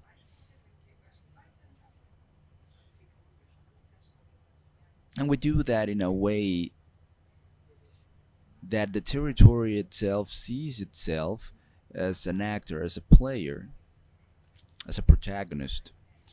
with the capacity to build actions that can help develop the territory. And through that, we can start thinking how that set of actions, that set of interactions can, as a matter of fact, generate value to that territory in a way that positions it in those things they are defining for themselves. These proposals have some peculiarities. Today, they have a timeline from 2 to 4 years, so we can say this is a long-term project and people need to be aware of that. And I am talking about this because it is here that we start all the process of conceiving the territory and all these dynamics of public policies that can, as a matter of fact, encourage and foster this environment. However, in addition to IN, which is the first movement, we have a prototype, which is the first project that captured some resources, and it is a project that happens in Ceará.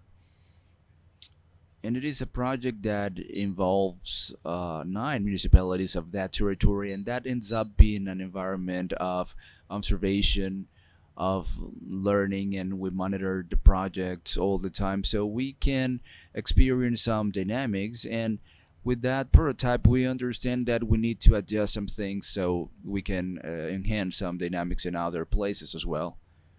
To do that, we have some tools, which are the ones that Daniela showed to you. Both the observatory and the listening tools end up being excellent instruments to get some feedback about the territory policies.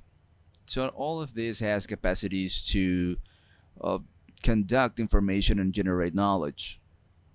In the case of the observatory in general, I'd say that we are within the observatory and we have a product that we are building alongside the Institute of Statistics of Brazil and other researchers, which are the indexes of maturity. And we are building that tool so we can, through it, start to measure and gauge the growth of these territories. Besides, we are also building, and by the way, it is in an incipient phase, so to say, because it is not as effective right now. It's more of a concept right now, which is the process of approval. Sorry. So this is something that we are trying to solve as a problem, but the idea is to establish categories and to establish processes so we can better manage all these paths. Today we have a lot of consultants performing in the project so we can build instruments. One of these instruments is an instrument to create encouraging agencies for the territories. We are looking at that today through specific consultancy agencies so we can discuss the economic sustainability of territories. We have also seen the perspective of the creation of a territory network that can perform not only in articulations, but also in an immersion process to exchange technologies and learning processes. So we have created these policies jointly. In addition to that, we have established relationships with a lot of partners that are really important to us at the moment because we need to discuss public policies.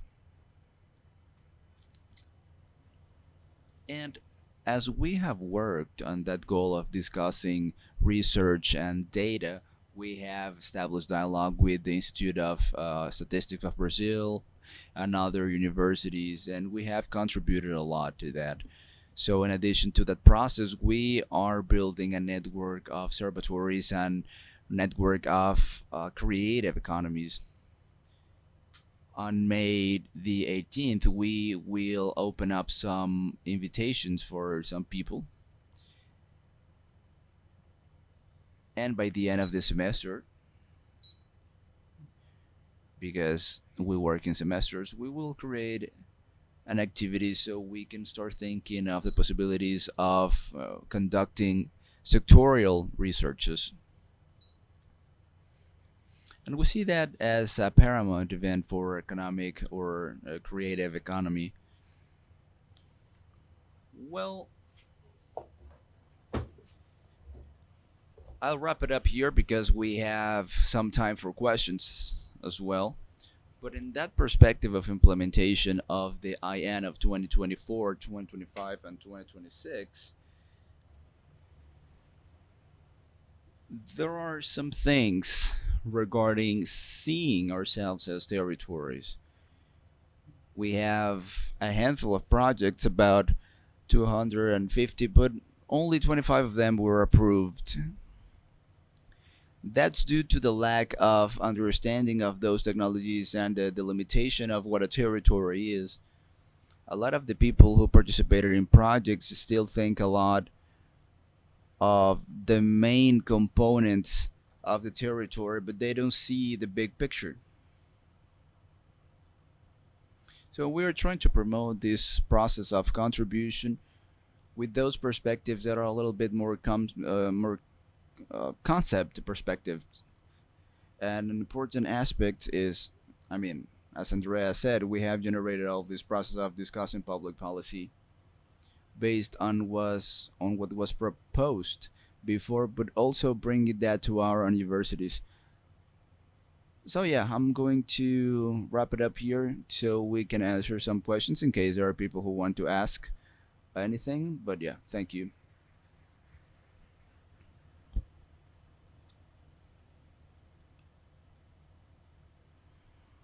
Hello.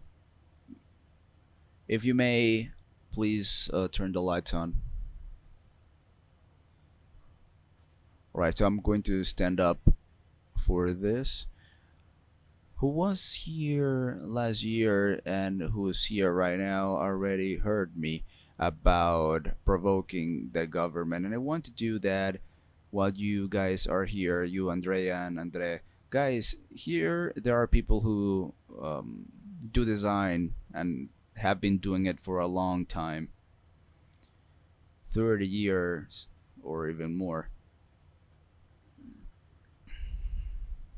So here we have the brilliant brains of Brazilian design. They were not consulted. They are not on the list of consultants of the ministries. Since 2004, the first city, I think it was Curitiba, the first city of design. I think it was Curitiba. If we sit with that team, you are going to be surprised. Those girls have an enormous amount of experience. They have done a lot. It is a pity that you didn't go there, but you can find them on social media. The work that Fortaleza has been doing, that Rodrigo did yesterday, that's something impressive. If we put together the ages of all these people that have gone through those experiences, we would be really in awe. So they have struggled a lot. We have seen different administrations, and here we have definitely over 1,000 years of experience. When Cassini welcomed you all, her and Bia, they were talking about a national design network that was in the Ministry of Culture before.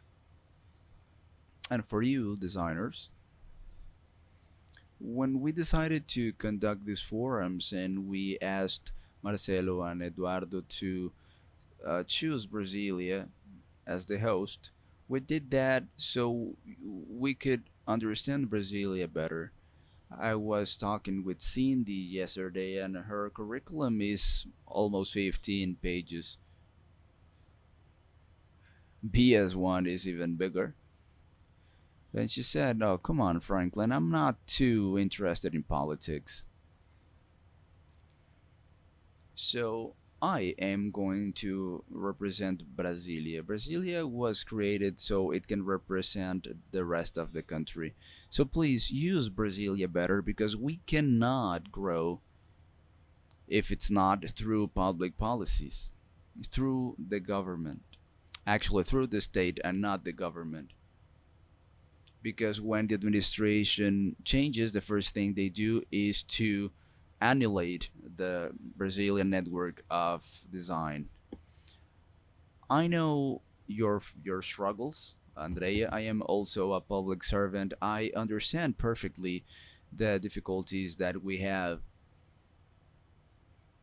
I am with the girls in the ministries, and I know it's really hard when there are changes and we have to start from scratch, and it's really tough to do that, to start over. So that is why meetings such as this one are really important. We need to organize ourselves. We need to use Brasilia. We need to use these moments. Today we will be in the House of Representatives, so in the Congress and the rest of the ministries, we need to articulate with them. I've been in this network for 3 years and a half. I have seen people talking about territories for a long time. I think Eduardo once was in a consultancy with Claudia Leitão about territories. That was in 2012, 14 years ago. So this is no novelty. This is not something out of the blue. And the good part, the bright side I see here is that these are convergent thoughts. I've seen that Fortaleza is doing something like that, and Curitiba is also in the right path. So the struggle is the same and our mindset is the same. And I'm saying that so we can use this reflection moment. When we called you to come here, it was not to perform tourism, of course not. So notice that and please seize this opportunity, take this opportunity to um, think about what we're doing. I am a business administrator. I'm not a designer, so I do not have that capacity. I am a business administrator, and it's been decades that I breathe politics. So something I learned is that if we want to get results, we have to put a lot of effort. So let's do that. I am a huge fan of Andrea because she is amazing. What do you call it, Bia? National front of design? Sectoral front of design. Yes. Okay, so let's resume those efforts. National network of design. We need to bring design in the councils. Let's get a chair for design. And let's move forth.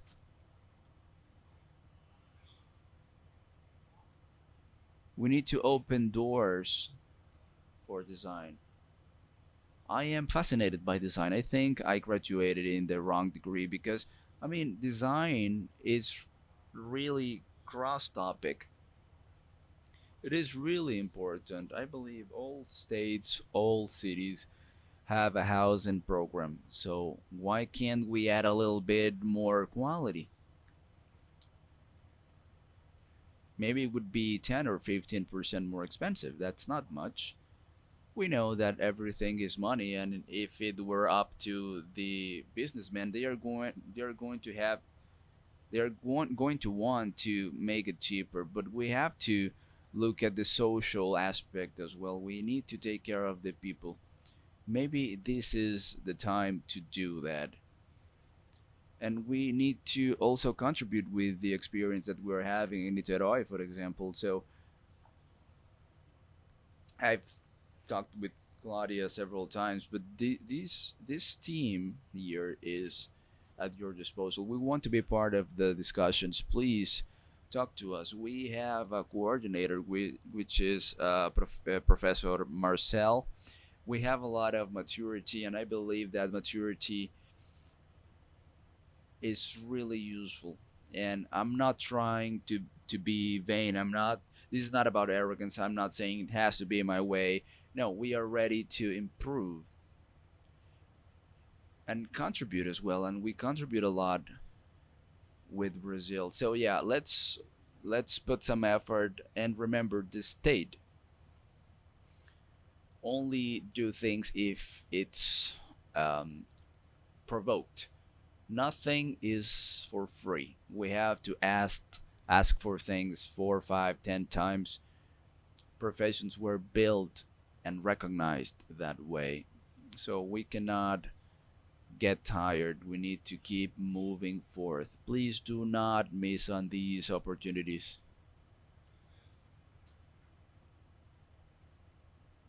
So please do not miss these opportunities. So please, let's open up our hearts. Let's talk about our pains and our sorrows. Andrea is always at our disposal. Every time we needed her, she was there. She always served us well, and she listens to everything we need. So please take this opportunity to be here with these authorities, and do not miss on any chances. Today we will be in Congress. What's her name? Damata, the president of Creative Economy.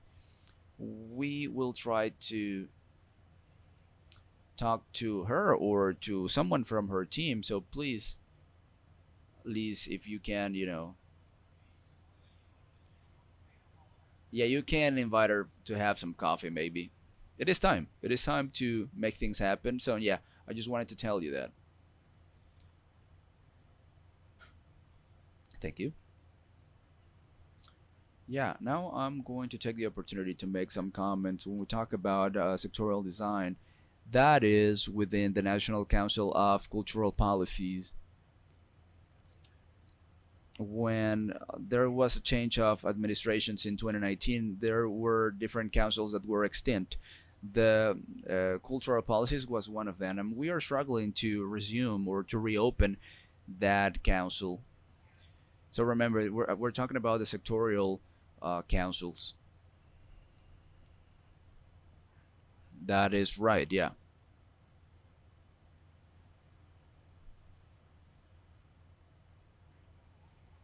Yeah, but it was idle for that period of time. So yeah, all that process was idle during those years. And in 2024, when we conducted the National Conference of Culture, we performed the sectoral councils that had been extinct in the past. Since then, there are several discussions about how the sectorial councils will be back within the structure of the council, the general council. Renata helped us to conduct the sectorial councils of fashion and design that were split back then, and the handcraft one. So we are trying to resume those sectorials, and those discussions are complex because we need to see how we can make that happen. But yeah, we are talking about it. When we talk about the network,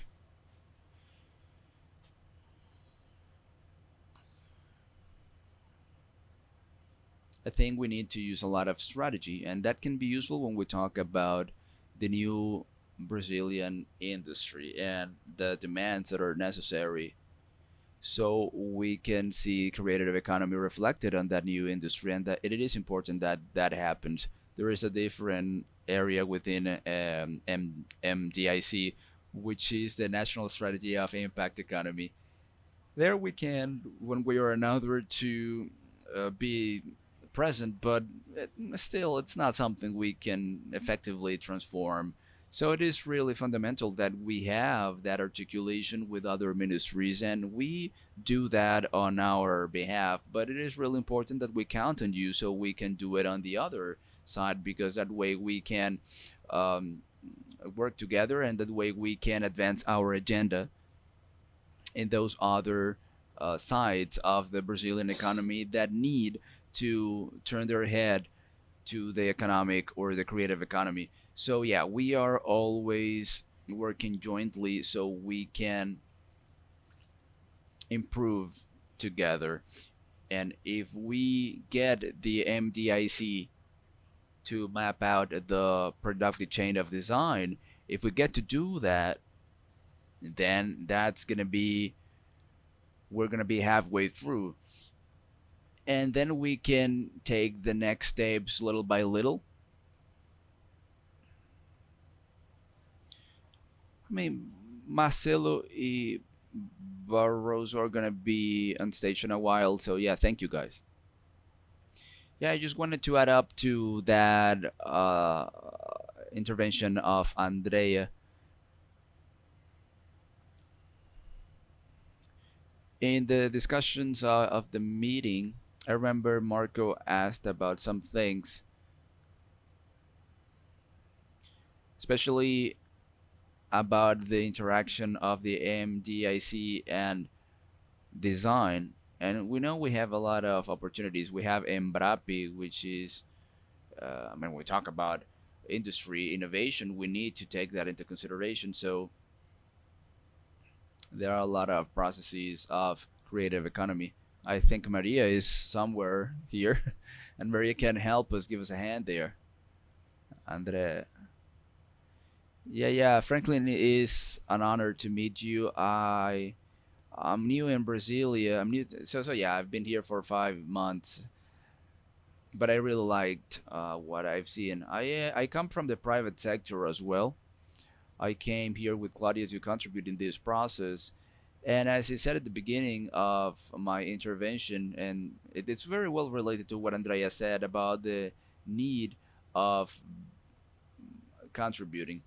We try the best way we can to establish all the dialogues we can, but anyways, it's a lot. It's a lot, and very little time to do it. So yeah, I just wanted to make some observations. Every public policy is an open process, especially up for criticism. It's going to be criticized. We know that. So everything that's being brought up and showed to the audience, it's up for criticism, so we can improve it as well. And with time, and with techniques, and with science, we can improve it. So I say that because everything I'm mentioning is really recent. It is in uh, in constant process and improvement. And we talk about the maturity index and the work we do, and we need to resume those dialogues. We need to consider as well that public times and actual time are different times. So yeah, I mentioned that, and I wonder about the role of civil society in those demands of the public branch. It is really important. These demands have to pass through the municipality and the state. So we need to uh, put all of this together, and we need to think of creative economy and its recognition, because it's not as clear yet. It's not decisive as a development strategy. The existence itself of the secretariat is a struggle. We have no guarantees that we're going to have those secretariats next year.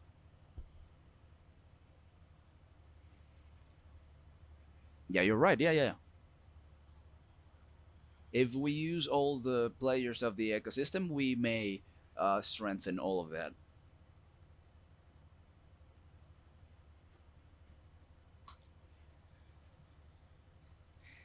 Yeah, cinema, for example, it brings all the ecosystem of cinema So we're talking about the whole ecosystem, and there you have Sebrae, which is a great ally. It's going to be in some panels. We have all the businessmen of the area. It's the scholars themselves, because in Brasilia we have degrees that we only have here in Brasilia. So the idea is provoked to use those cities as a base, but also to help. We don't want to uh, patronize anybody, so we want to be there present in the discussions. What I said is what you said at the beginning as well, but I was just a little I spoke more um, popular Portuguese. You were more elegant with your words. But yeah, we have our role. We need to be more helpful. And we need to use Brasilia because that is what it is here for. When we talk about creative cities and popular arts, all of that, we already have the whole ecosystem. There are people who have innovation labs. These are ecosystems where you have, I don't know, 100,000 people per state. And the activities are so amazing there that the rooms are funded by the state itself. These are amazing events. And in this area of craftsmanships, I mean, they are indeed impressive. So we need to give them more support. I know that when a government starts, the first thing they think of is, health, the health system and employment, etc. But yeah, we need to also do our part, and we recognize that we have lived that. We see that in our municipalities, in our case here in Brasilia, in our state. But yeah, use us. We are here for you. We make ourselves 100% available so we can make things happen. I thank you.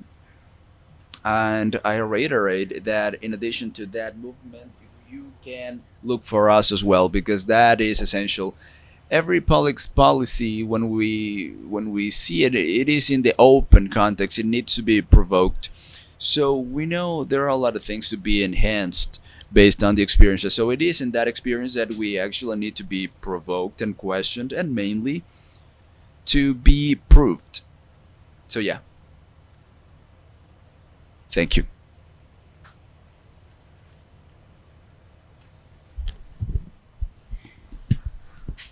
I know you have a lot of questions, but we're going to have André and Andrea an entire afternoon in the Federal Camera, Deputy Camera.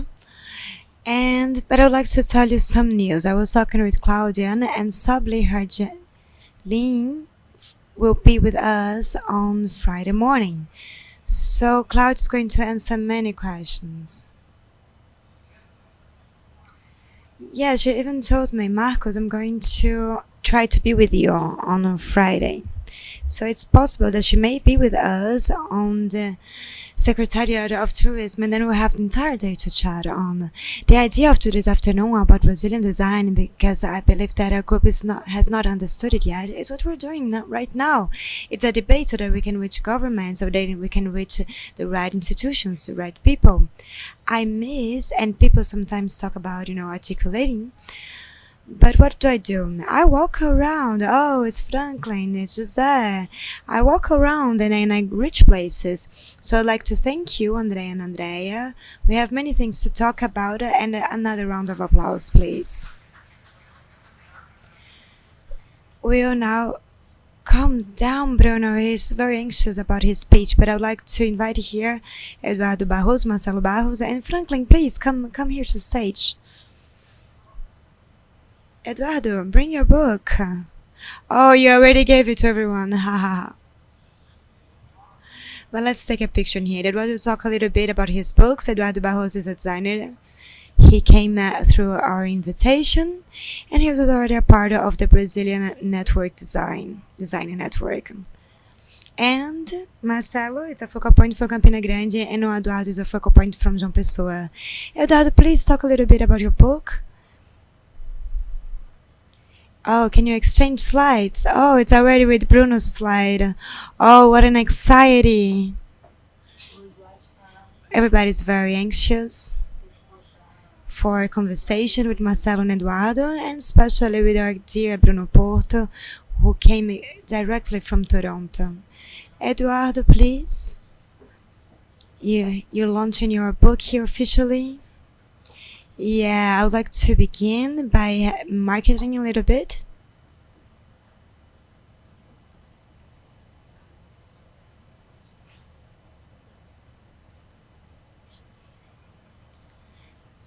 I have just launched this new publication, which was sponsored by Sebrae Paraíba, and which is Innovation Agents for Craftsmanship and Design. It's a compilation of a methodology that had already been worked for more than 20 years, maybe 30 years, with our interventions with craftsmanship that we believe that they are a way of guiding those who are entering in this area right now, of working with craftsmanship so that they can do this in a more conscious and ethic way.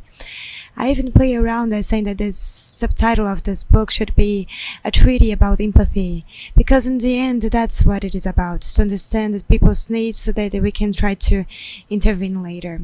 So it's a book that's available to you. It's not actually being sold, it's for donations. We still have some of them, so those who are interested in it, please send me your address, and then if possible we will send it to you. It's in Portuguese, available in Portuguese and in Spanish, because the intention is also to contribute for other cities of craftsmanship and in design of entire Latin America and of other areas as well. So it's being launched right now. I didn't brought many of them, I'm sorry, but of those of you who are interested, please write to me that I'll try to send you. Thank you very much, Eduardo. Congratulations. I will leave this conversation now with Barroso and Marcelo that will complement this creative territories speech. Isn't that it?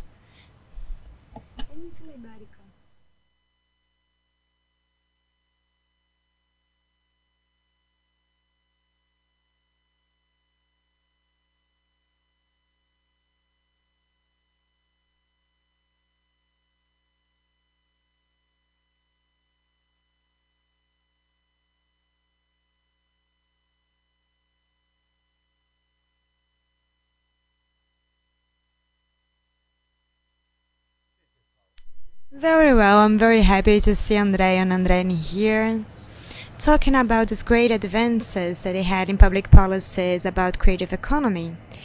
And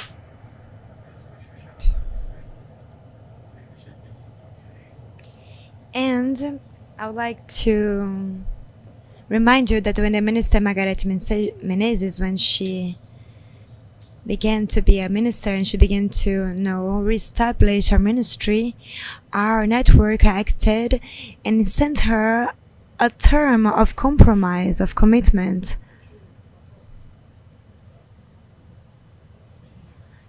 Having this intention of collaborating and building together this new perspective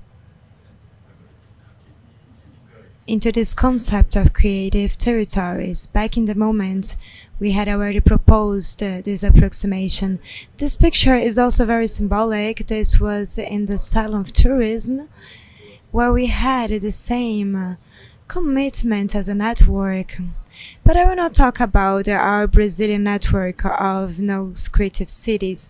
Those of you who want, you may enter into these links, into these platforms, rbcc.net.br, and you may discover more about how we're building together with a little bit of 200 hands this network, including Andrea's hands, and many other partners who we have dialogue with. And just to remind you, this is the digital part of our network, and that I'd like to highlight from here are catalogs that we are building, which was a demand from André that we're able to structure inside this platform of management of businesses and knowledge, a portfolio of laboratories and observatories of creative economy. And then, Andrea, I believe that until May, in the creative that we're going to have in Floripa, we're going to have a more decent version of this. And more immediately, I would already like to have a meeting with you so that we try to build together, and so that you can present with us these advances that were made along with our network in Floripa in May, okay? From 3 to 16th of May in Floripa. But I would like to talk to you about it, just to bring you some context about the creative territories. Inside this movement, affectionate movement that we call Brazilian Network of Creative Cities of UNESCO. And to do that, I would like to show you the purpose of a network. This is our guideline of good practices. And what's interesting, this is always modified. Each Creativa is more refined. Please notice that in the article number 4, which is not an ending in itself, different from guides or different official documents of associations. We don't have an ending, we have a purpose. So in article number 4, we say that our purpose specific is to have collaborative projects of cities that may help each member city and each creative territory influenced by it to develop their own maturity. Maturity? What's maturity? Eduardo will soon comment and clarify us what is maturity through this perspective. But I'd just like to bring you some context about this concept of creative territory that we have presented to our minister in our official document, and that we're already also trying to build along with time. And here we have these different 3 cities of design that are giving proof of how they are contributing for these creative territories of Brazil. The idea is very simple, but it's a big one.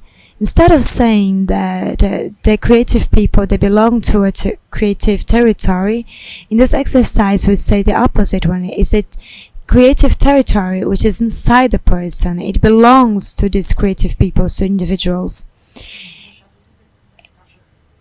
Because what we understand as a creative territory is constituted by human actions and interactions, with people, with the environment, with their own, archive of symbolic values, and mostly with what I call the will of the creative economy.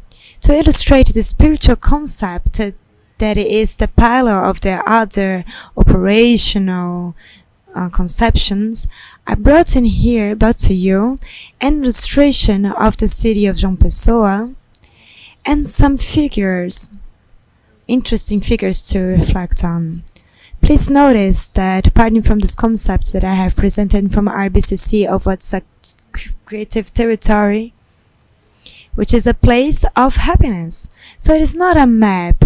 Sometimes it may coincide. So, for example, João Pessoa, it's a creative territory that is internationally recognized by its capacity in the areas of craftsmanship and popular arts, and that according to the criteria established by UNESCO,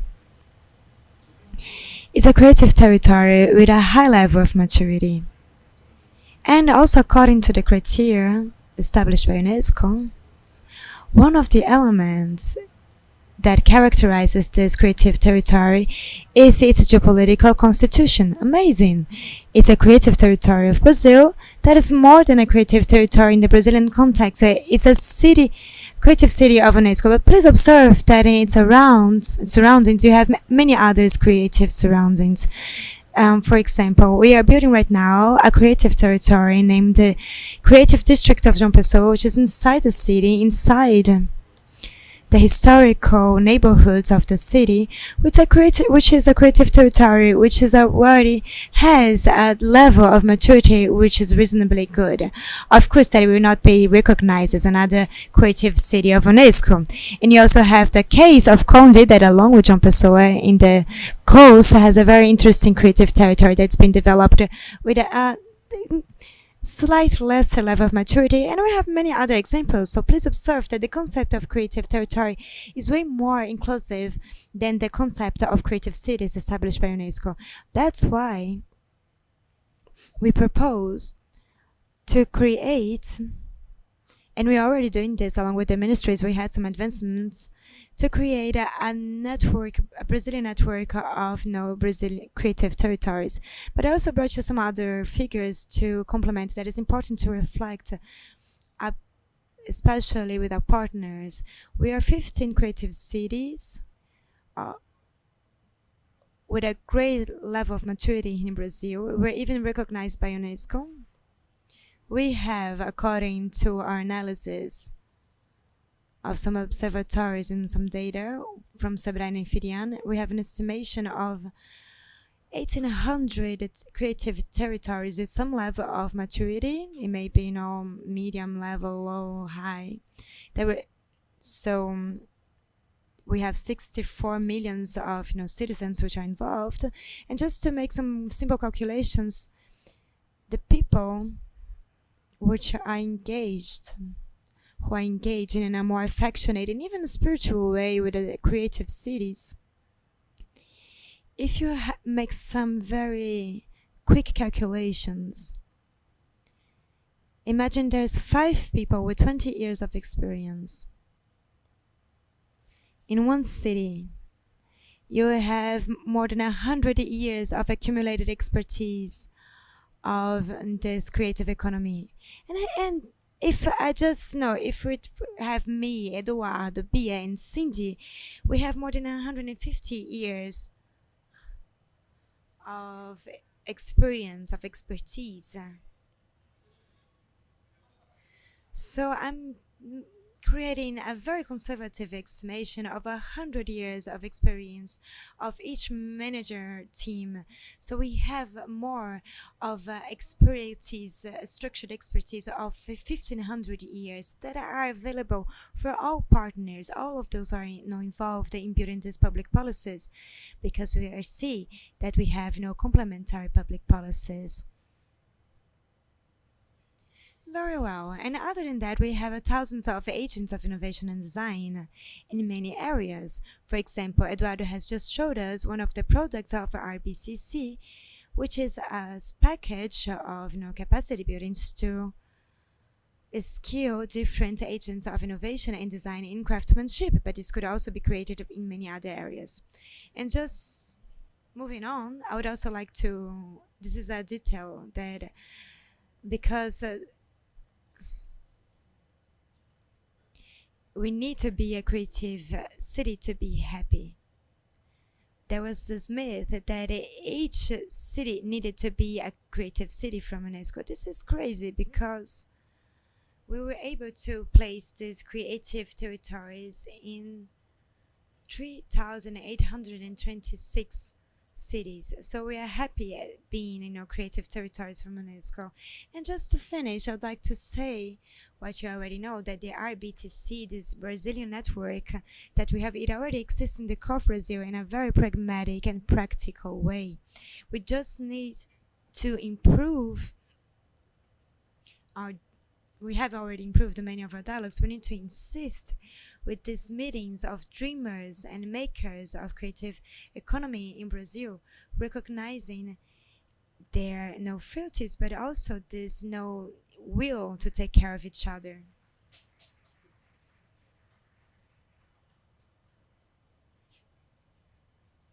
I'll try to be very brief, so I will, because we really want to listen to Bruno.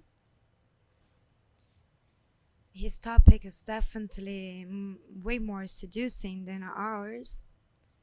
If you can please. What I'm going to talk about today is actually an extract of a speech that I had in Cariri in Ceará in the end of 2024.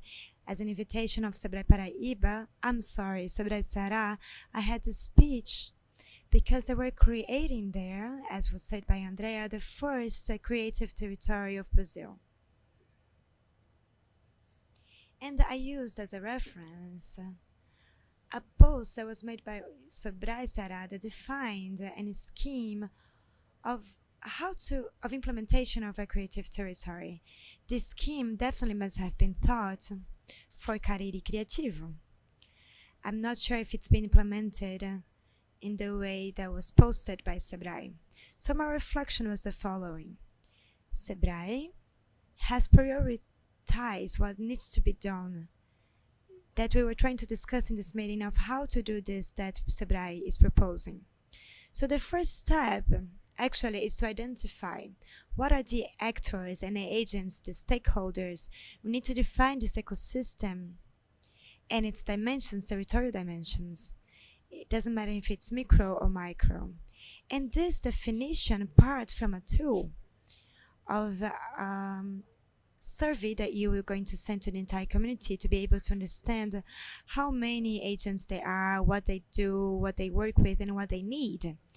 And through this survey too from the community, it seems to be our first tool to be used and the first concrete data to be so that we can work with. This is also a tool that is available for those who want to. We try to apply it in Paraíba and Ceará. And still, thinking about this identification, our proposal is to use this tool that was developed to evaluate the level of maturity of creative cities. And this was developed,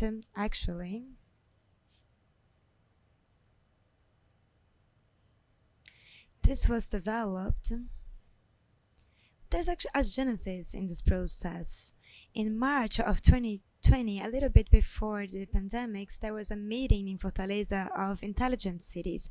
And in this meeting, me and Joaquim Cartacho, which also works in Sebrae Ceará, and Mr. Cartachello, which was a director of UNESCO, which was one of the invitees for this event, he was the one who created a global network of creative cities.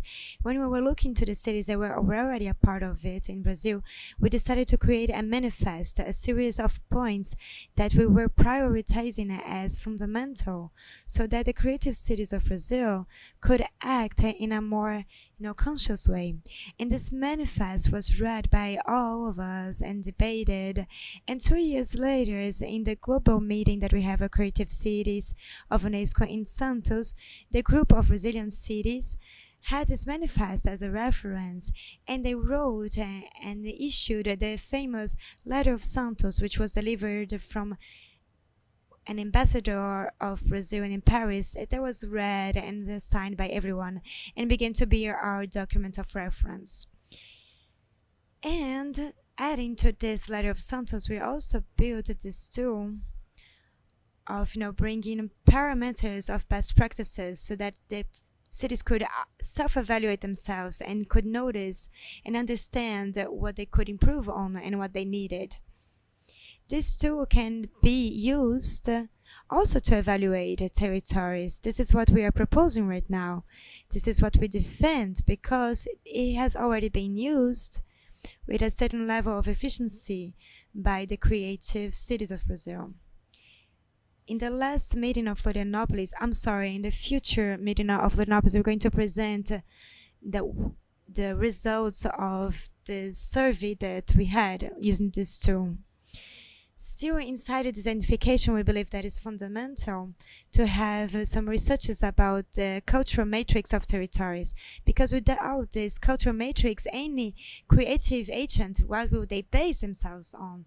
So this cultural matrix is the basic resources for any creative processes is to meet through affectionate memories and through the audiovisual what is the intangible heritage of this territory and of this community.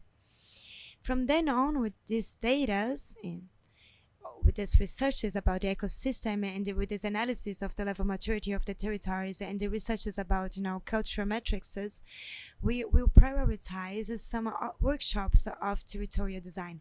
What is this? It's actually a meeting from LSC 4 So, public power, civil society, academia, to try to find out what is the DNA of the city, what is relevant in the city that should be put under consideration. The product of these workshops of territorial design, it's a letter of the creative territory, a basic document that will serve for public policies of creative economy. We already had this experience in 4 different places, in João Pessoa, Penedo, Campina Grande, and Fortaleza. And it was from these workshops of territorial design and that we built the set of documents of candidacies for UNESCO. The next step is to sensibilize the agents and to create this creative consortium where institutions that are part of it will sign a term of commitment, and in this document they will have a series of proposals and actions that will define how these territories will act in the next 1 to 3, 4 years. From then we'll have some planning that will bring closer these perspectives, trying to bring some intersectionality with other creative sections and aligning the creative sectors of the territory. Inside this planning, there's also this idea of creating a territorial branding. That's actually the spirit of the place. People need to understand that each city and a territory have a unique perspective about its territory. There's the spirit of the place, this zeitgeist that we may have with this work. And from then we will execute it, prioritizing what Sebrae is asking of us. Then we have some evaluation of impact that must be evaluated by the end of each period, at least yearly.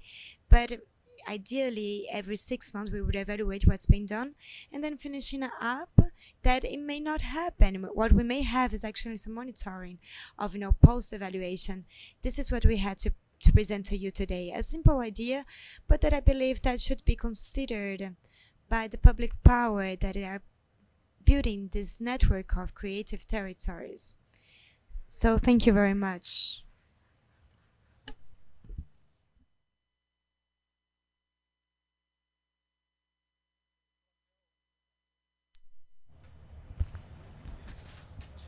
Thank you, Marcelo. Thank you, Barroso. I think we can. That adds up to what we're talking about: creative cities, and of course, they make themselves available. And I agree with Franklin. And let's give a round of applause to Bruno as well. But in the meantime, I agree. I totally agree, actually, in Bia. The fact that we have opportunities through the Brazilian network and also through creative cities of UNESCO, which is an international policy, that is a strength that we can use to take design where it still hasn't gotten to. So the proposal of Marcelo and Barroso that we are working with cities of design and we are working endlessly for these goals, so we can actually sit at the table, and as we always say and mention, design is present in the public service. So that is our goal. This afternoon we will have the floor open to that. We will be in Congress, and that is an ideal space to talk about what we will be talking about. So Bruno has the same t-shirt as Marcelo, even. They are matching shirts.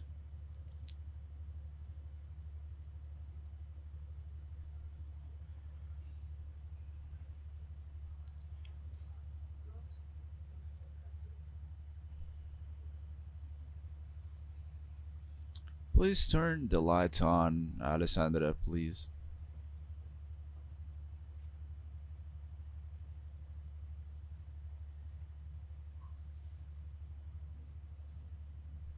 Do any of you not know Bruno? He will introduce himself.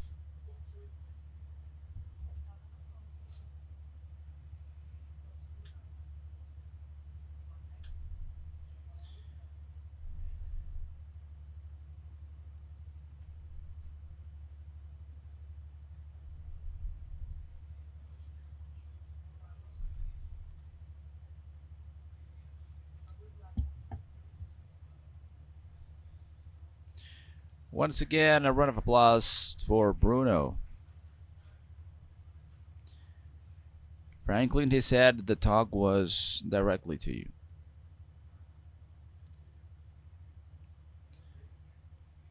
This is my visual aid. Can we turn the light off, please?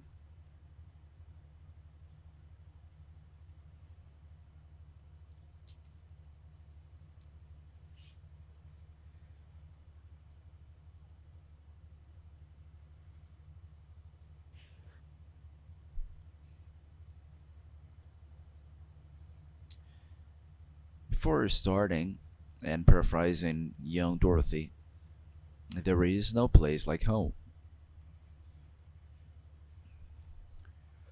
For those who do not speak fluent Canadian, in Portuguese we say em casa é mais gostoso. So it's a pleasure to be here. The University of Brasilia is my alma mater. And Victor came today wearing a t-shirt to pay homage to me. I have a lot of students here. Igor got here at 8 a.m. But let's start. Is it working? I don't think it's working. There it is. Awesome. So, okay, Andrea and Andrea are getting away, but no problem.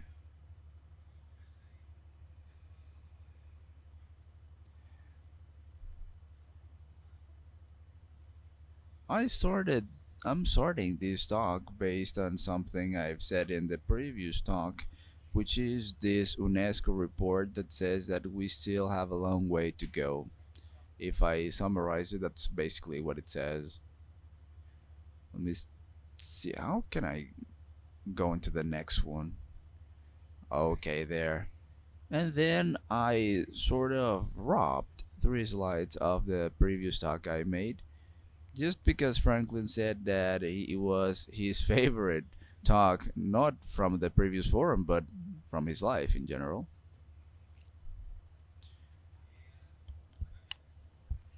This is only to illustrate a point I'll talk about, because we're talking about design as a process. And everyone here who is a designer understand that very well.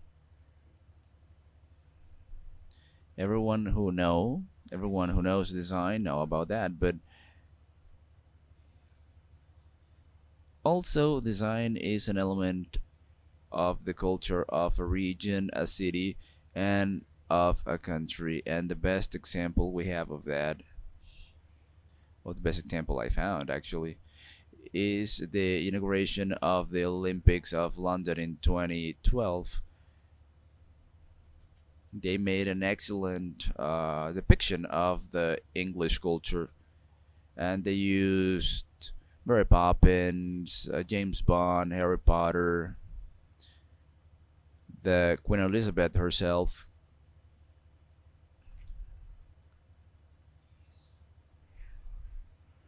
And that is design. Harry Potter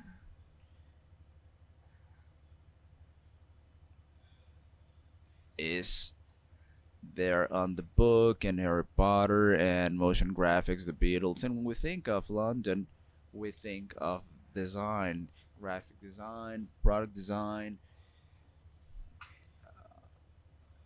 state design, architecture design, packaging, etc. And when we think about design and culture, this is what we're talking about. And when we think of London, we very likely think of any of these elements. But now we are talking about specifically cities. Here we have a brand that Milton Glaser presented 50 years ago. This is from 1976 exactly. And it's not based on buildings nor objects. It's basically the translation of a city, because a building can be taken down by a plane, and then there is a different symbolism related to it. A Statue of Liberty, depending on the crazy person in office, can become an icon of irony. But this is something that says simply, I love New York. So it has the value of love. It's the value of love that the New Yorker feels, and that the tourist, when they have a good experience, they embody this value. I love New York. That's why they buy the sticker, the t-shirt. And this is a case of excellent branding. Just like Porto. Not related, by the way. Which is from 2014.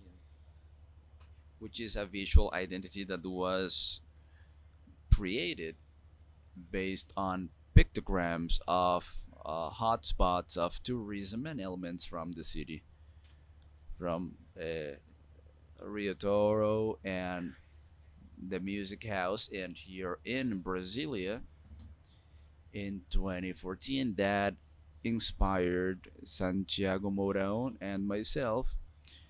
We called the guys from Grande Circular so we could work in a project. As you try to recognize what's on screen, I will drink some water. Whoever take the design tour yesterday will recognize some of the things.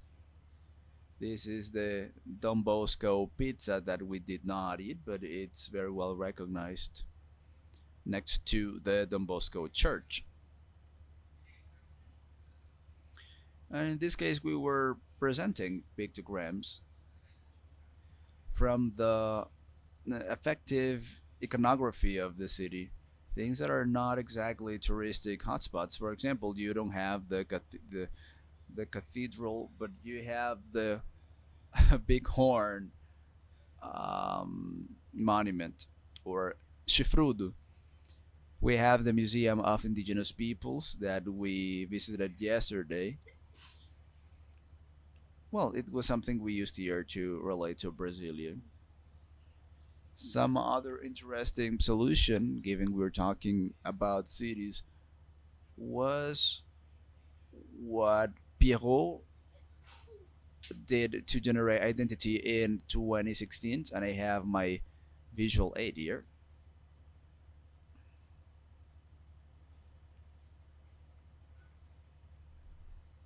Caffeine. Thank you, Claudia. In 2018, Paris beat every record of tourism. It was 89 million visitors in 2018, and they had a problem. How do you represent an icon that's obviously over popularized, and how you transform that? How do you transform that in association, and you end up with this elegant solution? Because Paris is the peak of elegance, and it is really flexible, and it gives an indication of its functionality. Some other branding that it's very well known is the city of Melbourne, that in 2009 implemented this identity with several applications and colors. And this represented the increase in the visitors they had. And I learned that the goal of tourism is spending the night, because that way you, for the city, of course, you spend in hotels and breakfast the next morning. So that's what they think about when they think of tourism. They put a lot of effort so the person can stay until the next day every time. So it's not only about gaining a brand and that's it. No, the brand signals that there is change happening, that there is a new system being implemented, and that calls people's attention, of course, because you can say, okay, New York is amazing. You have the Statue of Liberty, but you have also new brands and this branding aspect that definitely works. Here in Brazil, I brought two examples that I know, and I know them because I was part um, of the trial of these public evaluation. This one is from 2017, and the Brazilian brand that was an initiative of Vio Comércio. After that, I went abroad. I was living in the Netherlands, and I don't know what happened then, but then the handbook of the brand was presented, called Brasilia City of Design, and I found that spectacular because it's something that's out of the box. It's not within the references of the city architectural wise, and it tries to signal something different. It says here, this is the main point. We have the little square made of arrows, and it is an iconographic symbol, so it is sensational and expanding outwards everywhere, of course. And also that thing of getting away from the physical part, that is something that happened with the brand of the 450 years of Rio de Janeiro, which I was part of. That was a non-technical evaluation, but you get away from the Pão de Açúcar and all the geographic elements, and you take the joy of people. And this was a brand that you could use freely. You could make your own shirt and sell it, and you can all download the pictograms as you wish. And that was the idea, to stimulate trade. And this happened in 2015 in the meantime between the World Cup of 2014 and the Olympics of 2016.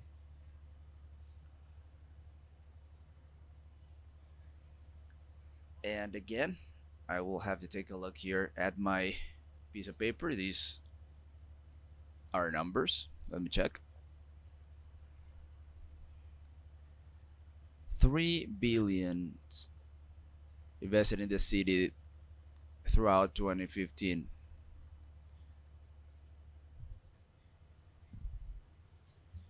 And when you have an event that lasts all year round, that's what it generates. Do you remember anything in particular that happened in Rio 2015? Shows, concerts? No, because we only remember the brand. So that starts getting into our affectional memory and our iconography of the country. Going to Peru now, we have the Peru brand of 2011. Based on archaeology from Peru. And it was an initiative of the Foreign Trade Ministry and Tourism Ministry to sell Peruvian products abroad, and also to appeal tourism. And it works marvelously because, I mean, I've been to Peruvian restaurants and they have these brands on the wall. I visited a Peruvian restaurant as well,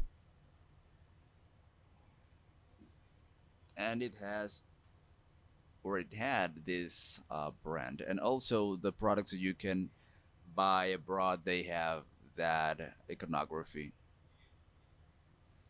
Peru is the third most visited country from South America. Argentina and Brazil are the main two.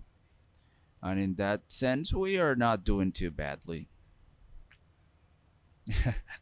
We didn't do as well in 2018. That slip was not the worst ever, but it was right there.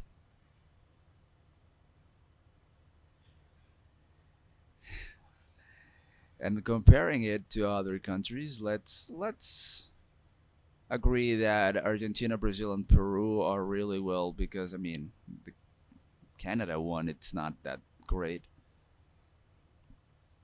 Okay, so visitors in 2024, I took these cities here: New York, Paris, Melbourne. I put Toronto, which is where I'm living right now, with 9 million overnights, and also Porto with 5 million. This includes national visitors as well,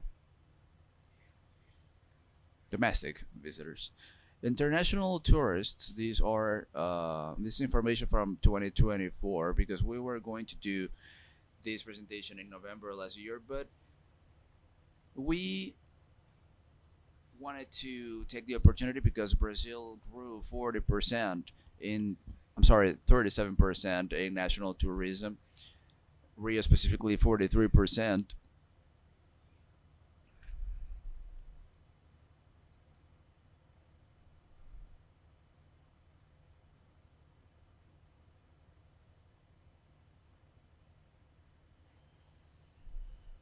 And now talking about Toronto and Brasilia, very different cities, but with similar characteristics. Cities with a little bit over 3 million inhabitants. The population of both countries is absurd. We have 5 times more people than Canada. But Toronto has 50% of the GDP, and Brasilia is 40% of the federal district. And in 2017, when Brasilia was becoming a creative city in design, Toronto was becoming a creative city in media and multimedia arts. And it was the fourth city. Actually, it was the second or third city in literature. London, a city in the state of Ontario. These are some of the main cities of Canada, and it's really interesting. And as we're talking about design too much, I wanted to represent some other ecosystems.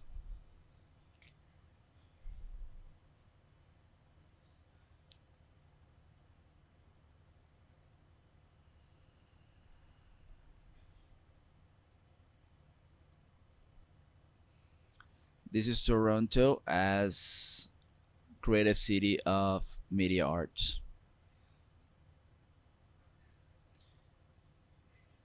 Based on a tripod, we have the creation, the market, the promotion, and a fourth leg, which is public policies.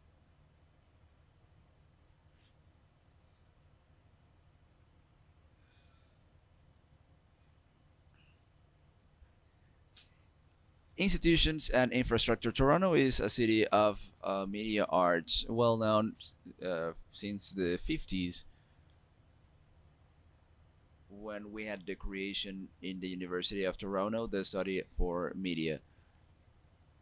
It was a pioneer within the studies of television and cinema, and that is something that still has a lot of impact in the city. By the end of last year, I went to a seminar in Ontario, in the oldest university of Canada, arts wise. And there was a talk of Andrew McCollum, which is the director of the institute of his father. So it's something that you can see a lot to this date in Canada. And in addition to the master's and doctorate in cinema, because you do have a master's in the Toronto Metropolitan University and a PhD in York University, you also have other universities that have a myriad of PhD courses and masters, and especially in motion graphics, animation, and arts, and that is a great attraction of labor for migrants. I have two friends who went to study there. One went to study television, and another one went to study animation for video games. I forgot the exact name of it, but yeah, you can uh, go to college for 1 and 2 years, and then you can earn a different visa to keep living there as you look for jobs. So you have that degree, and those people are going to be working in the industry. All the movies that you watch, all the series that you watch on Netflix, Prime Video, Fox, etc., Disney, are recorded in the province of Ontario, many of them in Toronto, some others in Hamilton, which is a city 50 minutes away from Toronto. And these are the numbers of job positions that we have locally. So the media arts in Canada, in Ontario specifically,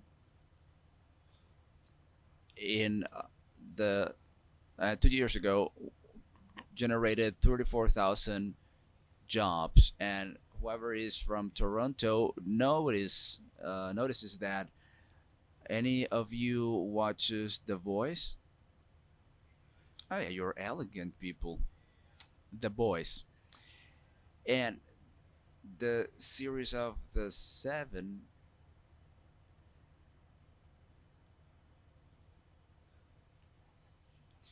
is a show house in the middle of Toronto where everything is recorded. And by the end of last year, you could see Arnold Schwarzenegger uh, riding his bike around the city, and also Richard from Prime. You can see the series being recorded on the streets, and also Memory of the Killer. So that works. The other leg of the tripod is events of international visibility. TIFF, that turned 50 years last year, which is Toronto International Film Festival, is one of the most important of the world, and it gathers the popularity of the Oscar and Hollywood alongside the critique of the cinema that you have in the European cinema in an event such as Cannes. So this hosts 500,000 visitors in the city. These are official numbers. And in 11 days, there are people who come and go the same day, but depending on the agenda, they can stay throughout.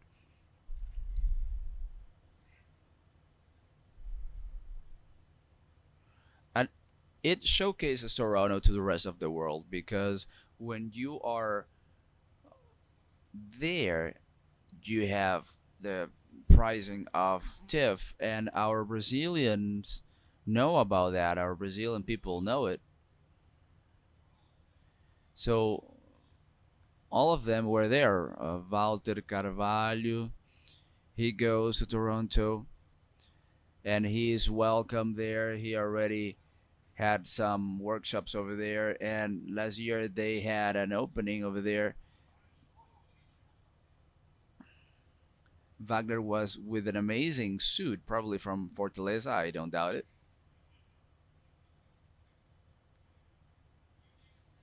And TIFF is not only a festival; it has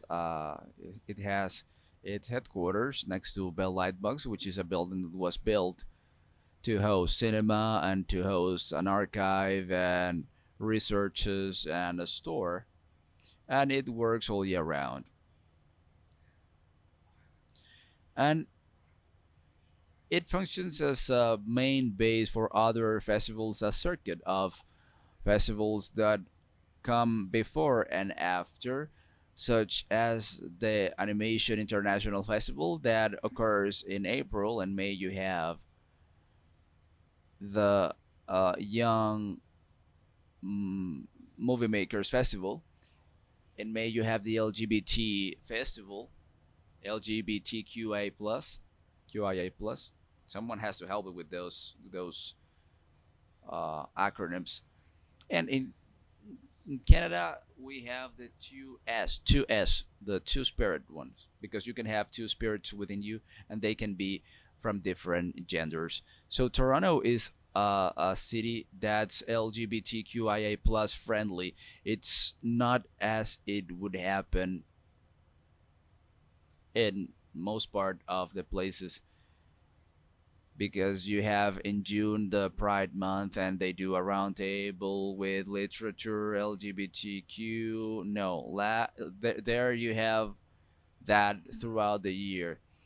Same thing with the month for women. No, they have it there throughout the year, and they have a festival and a program alongside the National Film Board of Canada to foster and encourage indigenous peoples who are movie makers.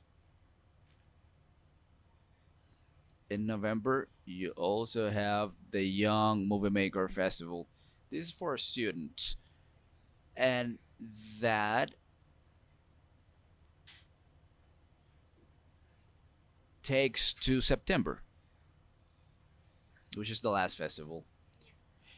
You also have a government agency that exists since 1939, and that is the equivalent to Embrafin.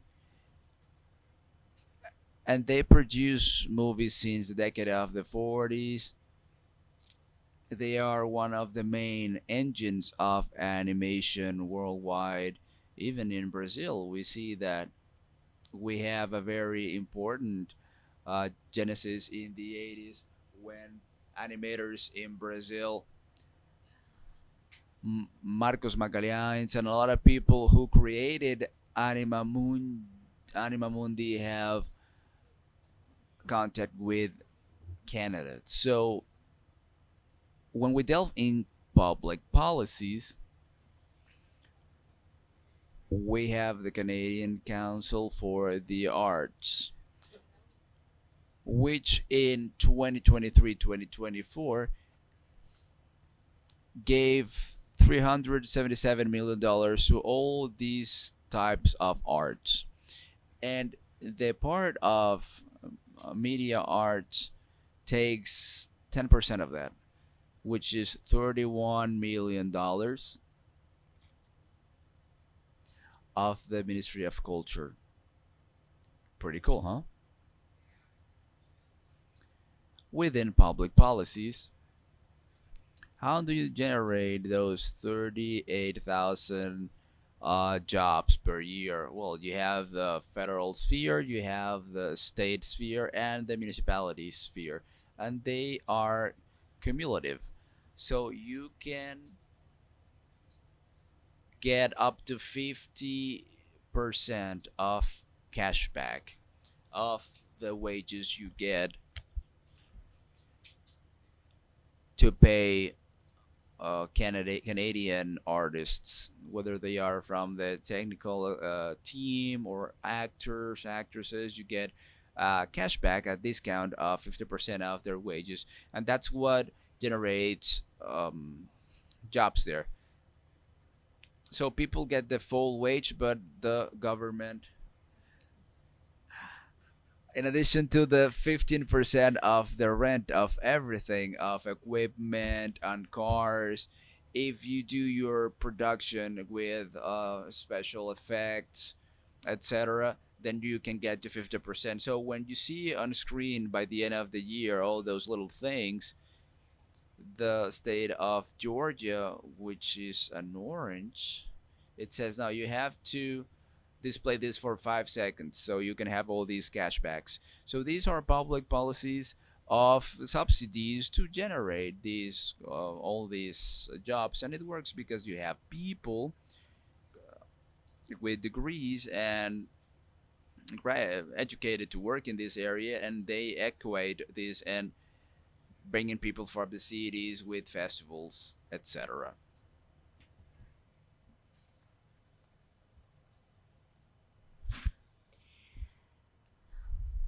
And this is the part of moments for reflecting, because Marcos had just talked about in the beginning that this was some disturbance point. So you also have to, it's also a role, right, to disturb a little bit, acupuncture, right, to pinch a little bit in some places that need to have these pinches. So how could we imagine if we could apply this into our ecosystem of design? Infrastructure, institutions. Do we have enough infrastructure? Yes. Brasilia has a tradition of, design expeditions in the National Museum, in Caixa Cultural, in CCBB. So we have this tradition. Now we have also the Cultural Center of Design Brasilia, in the beginning of the tower, Flor do Cerrado. And so I arrived in Brasilia last Friday and I said, okay, so let's see what's going on in the design expeditions. And there were no exhibition, none of them happening here in Brasilia. Brasilia, which is the creative city of design. That UNESCO had said, no, there's a lot of design in there. Okay, nice, let's see. So what's there? There's no exhibition. So in Fortaleza, there's an average of 4 design exhibitions per year. Isn't this right? Yes. Wonderful. Why don't we have a design exhibition? No, always in here. If you arrive in New York, then you say, what is this? What's in the city of New York? New York is not a creative city of design. But you go to MoMA, for example, because in MoMA there's a signalization of Danilo Barbosa from Brazilian, and we don't have the signalization of Barbosa here in Brasilia. Why don't we have the panels in here? No posters here fixed talking about Rogério Duarte, which was a teacher here from UNB, and which is responsible for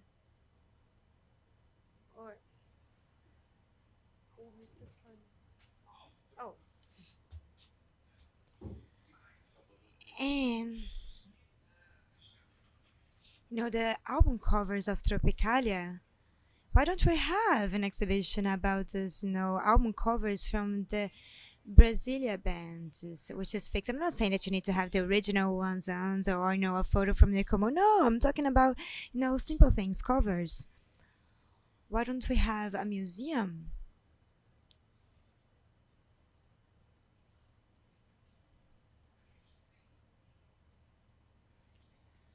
We have some very interesting things here in Brasilia. And I was enchanted with the presentation of Curitiba of what's the name of the touristic, swap thing. So Souvenir Curitiba. Brasilia has many things. We have BDS Memo, we have Verdurão, we have Danice. We have things. But where will I find this in here? I will find this here in the places where I will look for design places. So a design museum and a design exhibition. Yeah, an Atos Foundation. So how can we arrive here, and there's no real occupation, a continual occupation of the public spaces so that we can have, design exhibitions. And I'm always talking about touristic bias in here, to bring people into here. Institutions. We are inside of a huge institution. UNB, I have a master in here.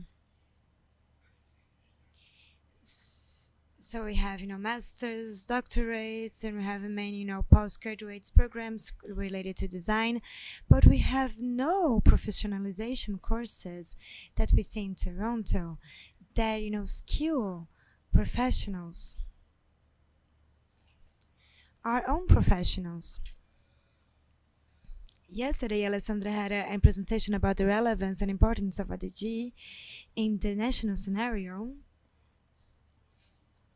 I'm sorry, the graph. Yeah, I'm sorry. A little mistake. Because I was going to talk about the biannual that was made by IDG and the graph here in 2017 with a graphic design by Claudio Mu, and that has a relevance. So how can I, improve these professions that are already amazing? And I'm speaking this wholeheartedly. It's not because Wagner is here, but how can we improve this so that these professionals can embrace the market more than they already do? Public policies. I think that we have a great discussion, and it was amazing to have this debate of the Ministry of Culture before, and it's amazing to have these round tables that we're going to have today's afternoon. And my opinion, talking a little bit with Bia, is that public policies is something very complex because we have lots of Brazils. So we have lots of territories, of needs. So I believe that these things needs to be discussed. And when I see that what exists is not just to give some sort of small support to lost funds. No, the experience that I have seen in Toronto is that this makes economy works and flows for everyone, including tourism. So I believe that this is one of the greatest discussions that we have. And how can we create a TIFF in here? An event of international visibility, and that we've seen some other things since the first time that we were talking about this. So we're going to have an award set out in design.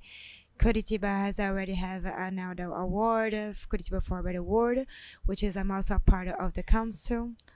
And why don't we have a design award of this Middle East region? This is something.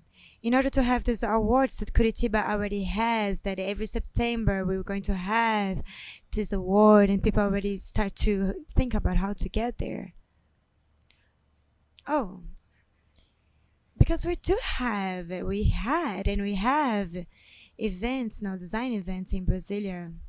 Some of them with international visibility, like 2012, Daniela Garrossini and Rogério Câmara have organized the FLAC, which brought 45,000 visitors here to university from 30 different countries.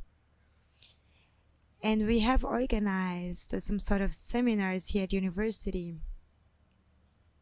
with typographers from Argentina, Venezuela, Colombia, Chile. In 2017, we organized the biannual of the Graph in ADG. And in Caixa Cultural, we had national exhibitions, 4 different exhibitions that were happening there.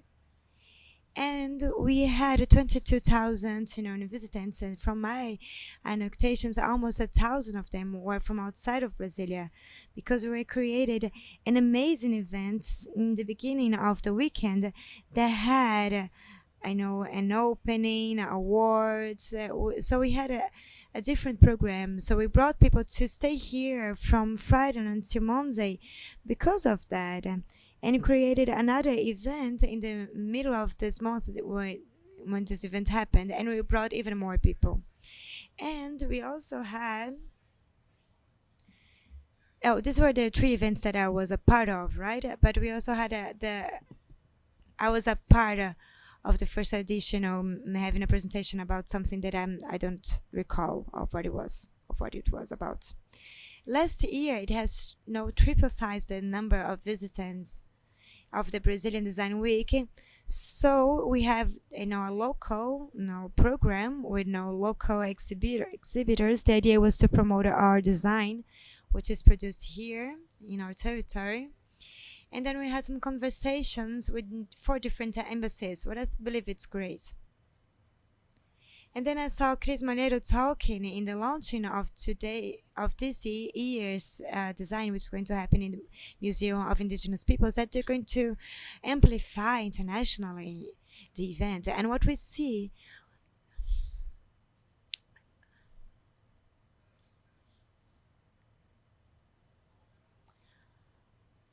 what was the exhibition of sculptures that reopened the theater? The National Theater. I asked for 4 different people. And then I came here on Friday, but I wasn't able to get there. But who went to Sérgio Camaro's exhibition? 1, 2, 3, 4, 5, 4. Tourism, local tourism. People will not do this citizenship tourism. They will not go to these exhibitions. If you want to have visitors, you have to bring people from the outside. People will come here from a design event, or if we have some event of international visibility with international exhibitions, with national exhibitions. And here we have the core of the creative cities. We have 3 design creative cities that we could work around, having these exhibitions. Each one of them creates an exhibition that lasts for 3 months, and then we send to other places. So I'm not talking about Brasília and Goiânia. I'm talking from Fortaleza and from Curitiba. And we're going to attract, having this slogan of great exhibitions and great panelists, of great workshops, an audience, because I'm enchanted that we are, raising awareness, 47,000 visitors from here. But I don't believe that any of them are from outside of this region. I don't believe that any of them have stimulated tourism. And our man, person or organizer was the Secretariat of Tourism. So we see this intention that this may enter into this ecosystem, benefiting tourism.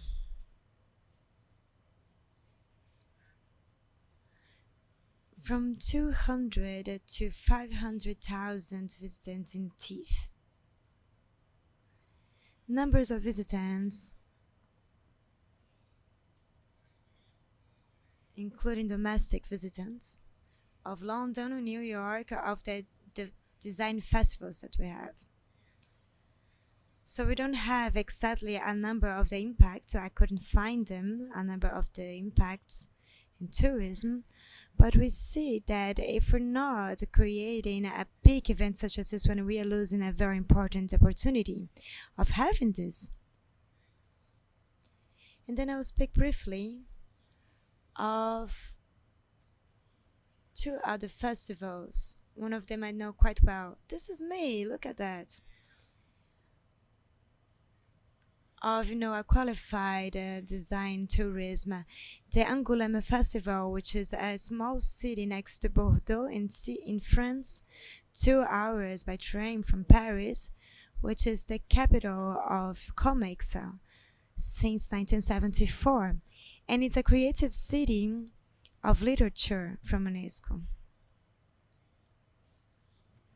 And in the 5 years that I lived in Holland, in the Netherlands, I covered this festival for a website named the Eurocomics and for a blog named the High Laser here from Brasilia. This happens in the end of January. This very, shocking winter climate. But this is a city of 40,000 inhabitants that, more than doubles the sizes for, into 200 people There's 16 hotels that are completely filled with it. By the end of the festival, you said, wow, I love this. I'm going to reserve this for next year. So you go into the hotel and people said, oh, no, we already filled up. We already have reservations, because entire industry of comics and, editors, publishing houses from Belgium, from France and other, countries, they already make reservations. And then the publishing houses that have many authors, they rent the houses of inhabitants to host 4, 5, 6 authors in the same house. So this goes beyond what you're able to quantify. And more than 800 journalists, I was one of them, promoting the event here in Brazil. I began to work in this in 2020. In 2021, you had more Brazilian houses, and nowadays you have some publishing houses of comics here from Brasilia that are invited to participate of the round of the negotiations, because it's a huge event. Annecy in France, they have some animation festivals since the 1960s. They basically doubled the size of the population of the city in summer times, and they have some more concrete data in the report from 2025 of the amount of average costs by person. Summarizing, you have in an event of 4 days a tourist impact from 10 to 15 millions of euros. And in the other one, you have from 30 to 40 millions of euros per day of local tourism. So we are talking about business that are being made, of books that are sold, films that are licensed, of the workshops, etc., of all of this of local tourism. So once again, we're losing this. So to sum up and to finish this, because I already passed my time, with a photo from Nick, we need to have maintenance and a continuity in our calendar. We need to have an event that is international, that is fixed in the calendar of the city. And I'm talking about Brasilia, about Fortaleza and Curitiba, also my hearts that are inside my heart, cities that are inside my heart. And we need to have this continuum program of design exhibitions, because investments in designs in cities, creative cities of design, it's not an expense with culture. The SDF, the Tourism Secretariat, is injecting demands in services. This will foment our production, our capacity buildings, our hotels. This will bring movement, transportations, food business, commerce, etc. And we have these meetings, which are quite good, right? Thank you. I'm sorry if I passed my time.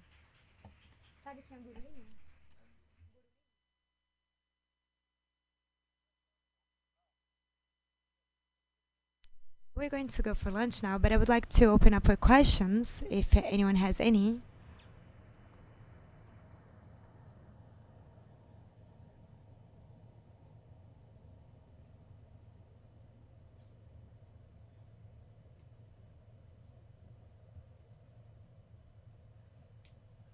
Hello, Bruno. Nice to meet you. So you talked a lot about these matters of events, creating ecosystems, and we know how much events are important to help to mature up the market, to form a community. And as I said before, I'm from Salvador, and in Salvador, currently we don't have a lot of articulation about design. And I'm one of the founders of Design Dendê, and last year we had the first national event of design and experiences in Salvador, where we brought people from 8 different places of Brazil to Salvador. And you also talked about the adherence from the part of the community. And this is our main problem. It was a very sensible point, and it's something that I would like to ask André in the previous panel, that he also saw a little bit about my anguishes about this. André knows about it, Andrea knows about it.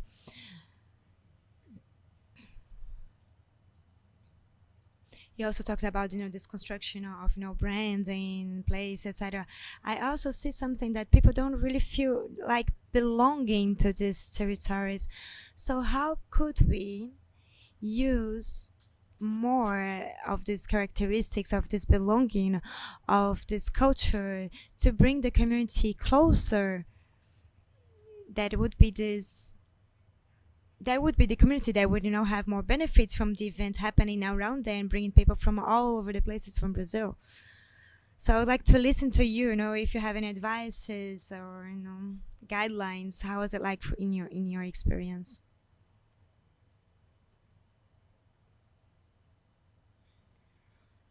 Hello, thank you, Bruno, for your words. I would like to. I'm also a student here from the university. Was a student.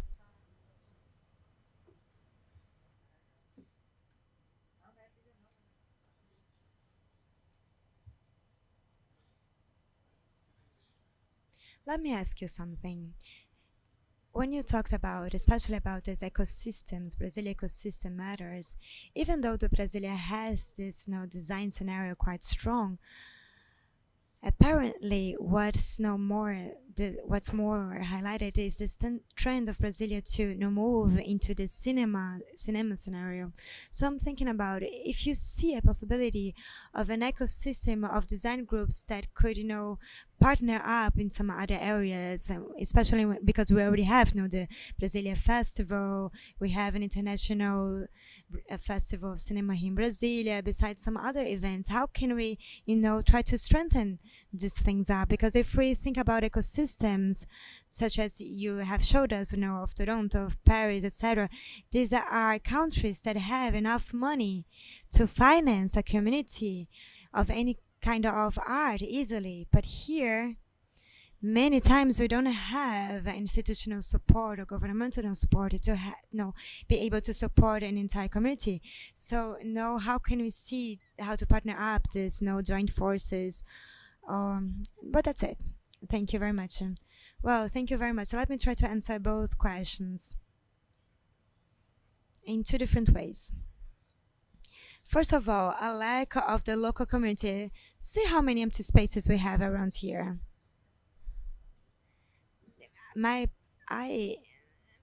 Marcos wanted me to talk about Brazilian design in foreign lands, and in the end I came to talk about cinema in Toronto, so it was a trick.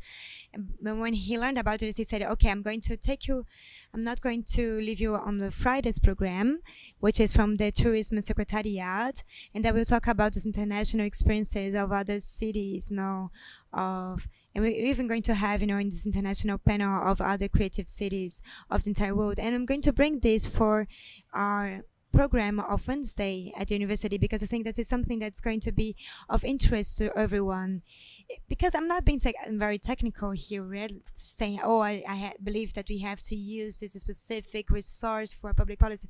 No, I'm going to leave this for the other people in here to discuss this, because they're going to do this better than I do. Even though that we have two panels in here today about public policies, and I'm one of them for some reason. And we see that we don't have a lot of people in here, and I'm enchanted that I had you as also my ex-students, our friends, people had brought some colleagues in here. I have a legacy here of my work as a designer. Chris was my client for more than 20 years ago in my office in Rio de Janeiro, and today she's one of our women at the UNESCO. Yes, you are. Yes, you are. She was a woman in the Instituto Zeraldo, and now she is a woman at UNESCO. Well, anyway, so we have people don't come, and I see this example of the Sérgio Camargo exhibition. People who I talked to, they did not went to this exhibition, and these are people that work with that, they act in pro of this. So there's some sort of inertia when it comes to this local community. When Marcos have invited us in the last editions, he said, "Bruno, I would like you to have a speech, etc. We cannot bring you here into Brasilia." I said, "It's not a problem. I'm happy that you reminded of me and that I'm able to collaborate." and then had this online presentation. And then this year, because Franklin loved to say that it was a good speech and panel, he said, no, we were able to have some resources to bring you here. And what did I say? No, bring someone for real. I can do this online. No, we want you to have this articulation. So there's this, when you travel, you have this immersion. You enter into an immersion. So I'm here for these 4 days. If I had this presentation, online presentation, if I was not watching this on YouTube, I'm going to watch one thing or another. But when I'm here, I talk to people, I see things. So I could sell much more when I was a teacher, a professor at Rio de Janeiro, or some sort of exhibition or biennale, then we would still have, some empty seats. So it's complicated. And I believe that in this sense, the more you involve local population, and I'm going to use the example of the Lamy.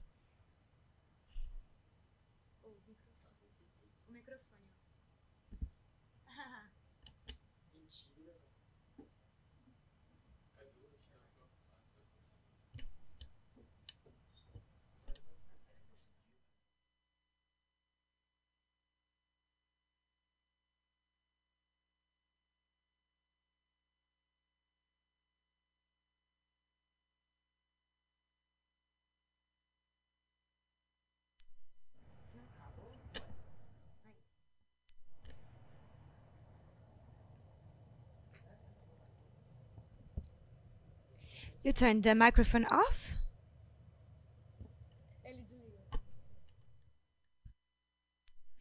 So there's nothing better. Let's give you an example. Oh, Rolling Stones is coming to Brasília, or everybody's going to São Paulo, to Porto Alegre.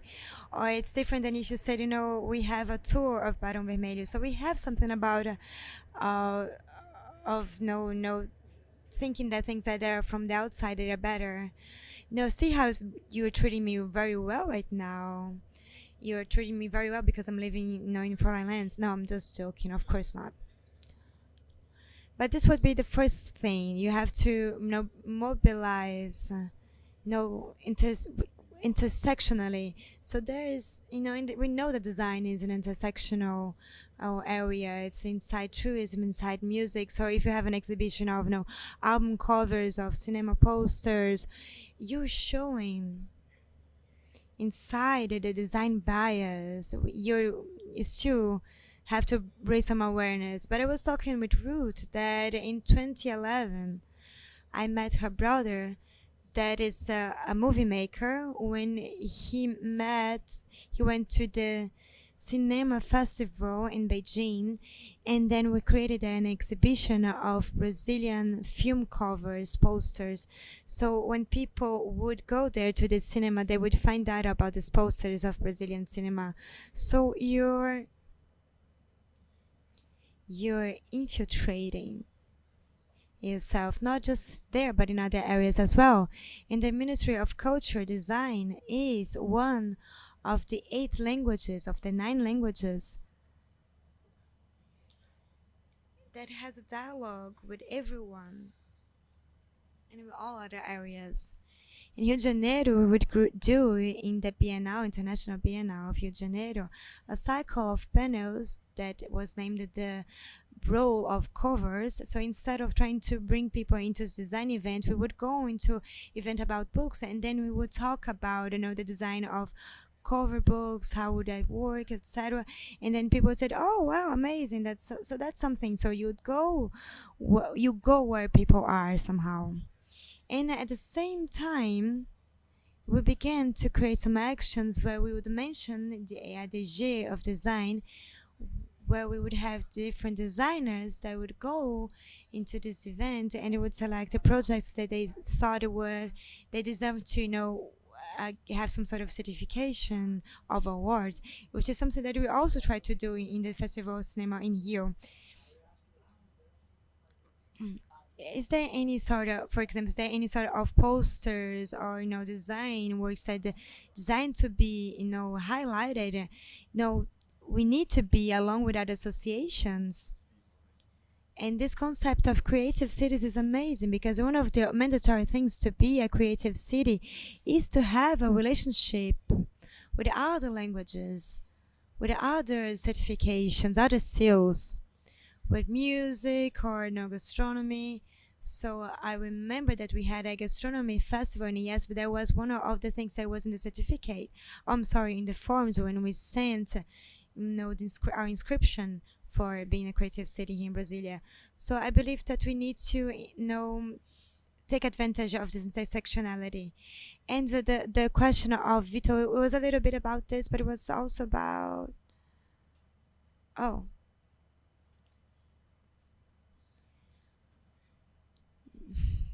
what I'm trying to understand right now is there's this Brazilian cinema festival in Toronto that has been happening for 18 years, and we were trying to see if we're able to make Petrobras create an exhibition in CCXP, the Comic Con Festival of São Paulo, with Brazilian illustrators that were redesigning or re-illustrating covers of cinema that Petrobras has supported in the last 30 years, beginning with Carlota Joaquina and finishing up with the Secret Agent, Agente Secreto.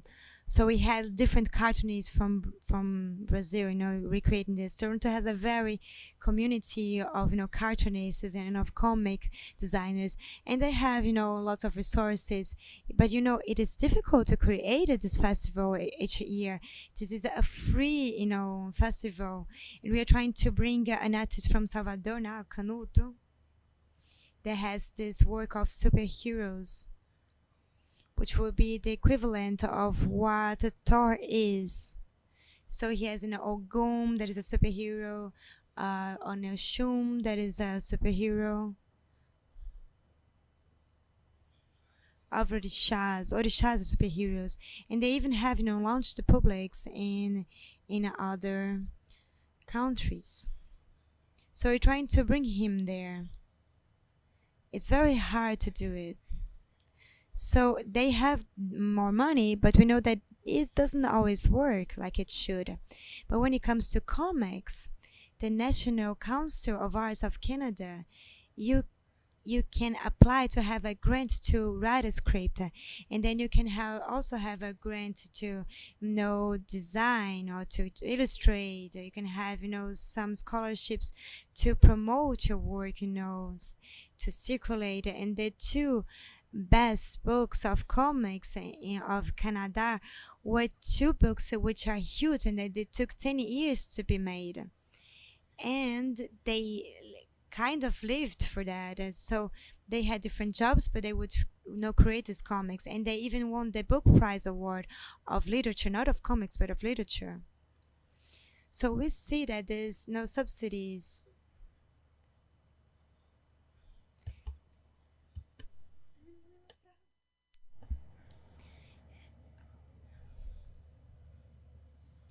And Maurice Villecope, he won this awards, which was a boy that grew up in this very religious family and found out that he was queer, and then he shows this coming out, his coming out.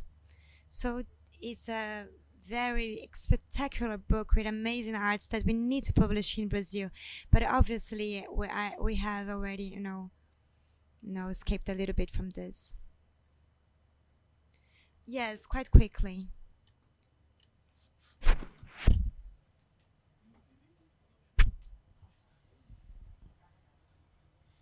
Yeah, that's the equivalent to fake. In Canada, you have Comic Cons, and you also have the author festivals, both in Montreal and Toronto,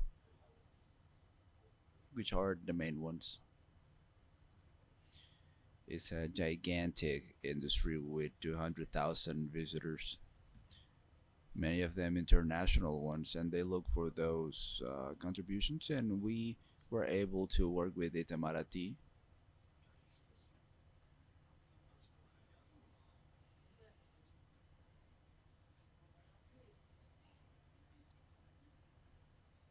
So there are a lot of stories of our culture that are being depicted there.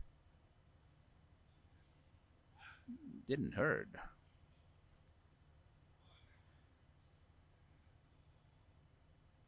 Once again, a moment to think. This type of events are amazing, and it is good that you're here, and this audience is numerous because you're here in person. Let's see how YouTube is also. Yeah, but it is good. All right, so when we choose these spaces, I think it is important to get to know the places, to know the places. I believe the academia needs to work together. This year we tried to take you guys to university where you started studying, and the professor didn't want to do that.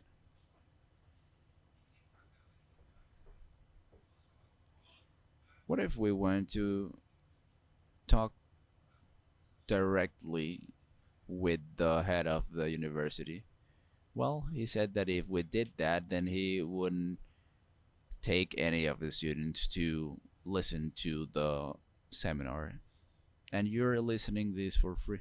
So guys, let's work together. It doesn't matter the party and the colors. What matters is the growth of the movement of the category. Doesn't matter what you would like to call it. The state is forced to serve all society.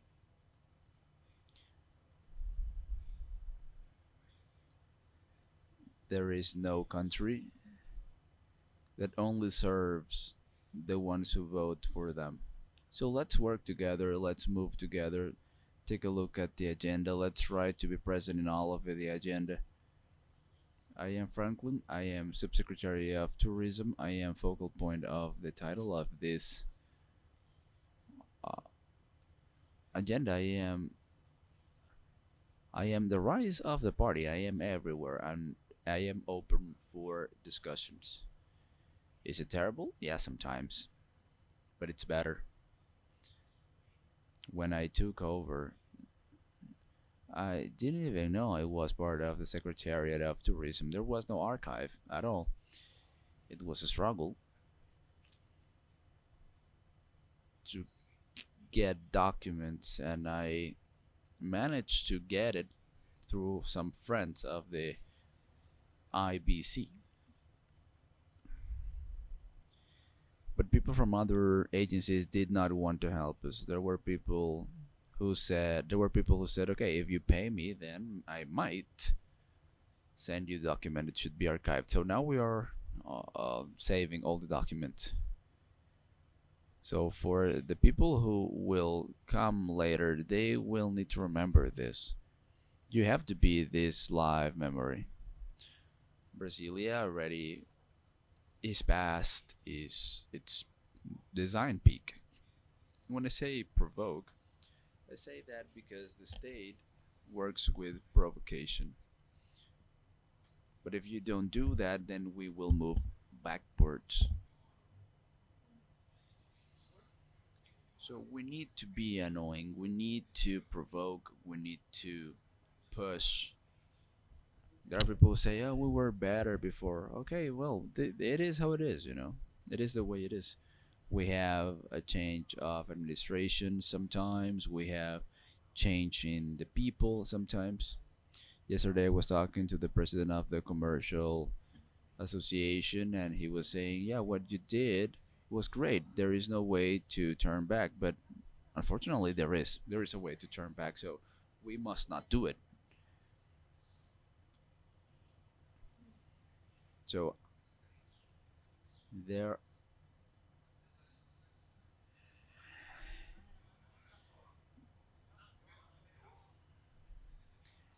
so we have brilliant brains here who work brilliantly overseas, and sometimes we do not communicate with each other. So one of the ways to move forth is doing that, is provoking. More than that, we have to work together. We have three entities of design here in the Federal District: the Graph, Depo, who has done amazing work abroad. They were in Milan a few days ago. They are working alongside Sebrae. We have Baji, which is a bit idle for the moment, and the ABD. ABD has done amazing work as well because they have a lot of national projection and they have advanced in public policies and legislation.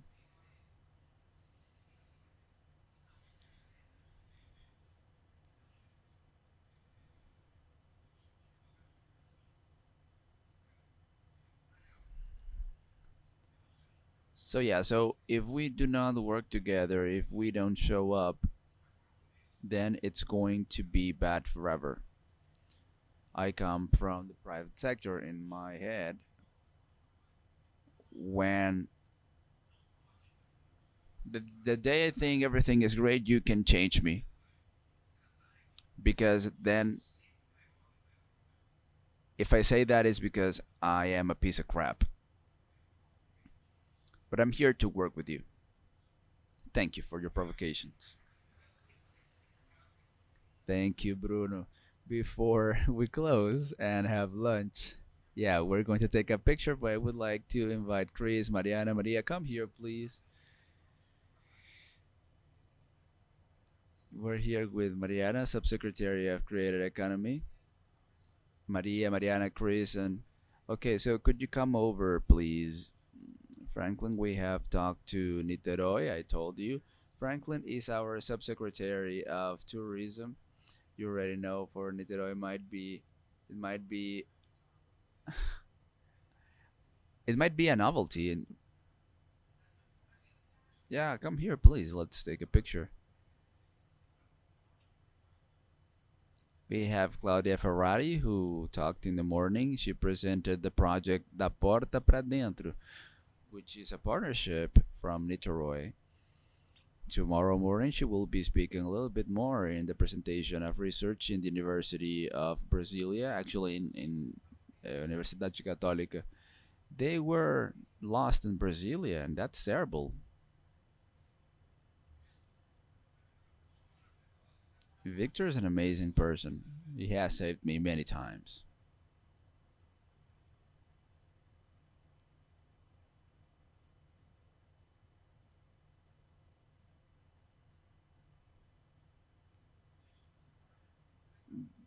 Bruno, thank you. Let's give him a round of applause.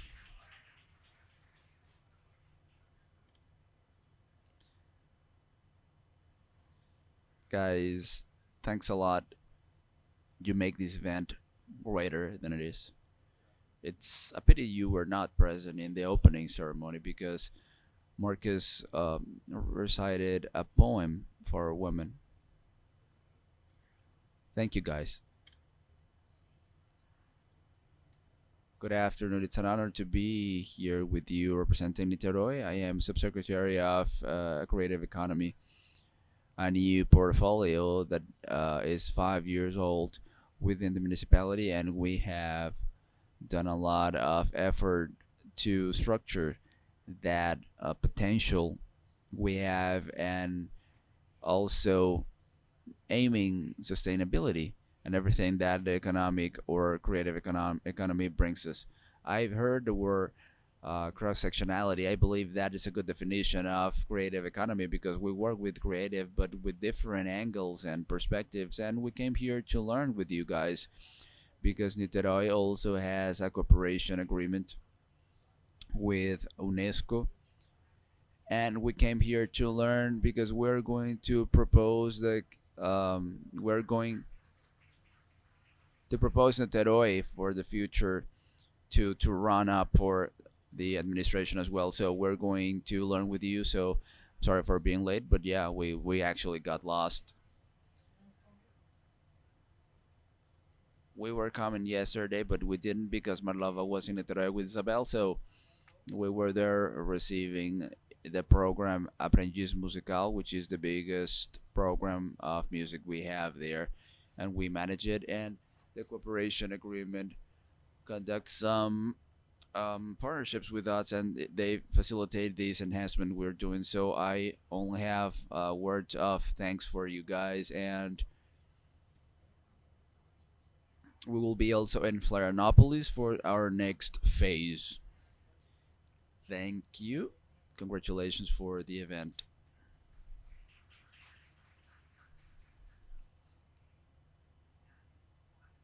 Thank you. I am Mariana's partner. I am Cristiana Saldanha.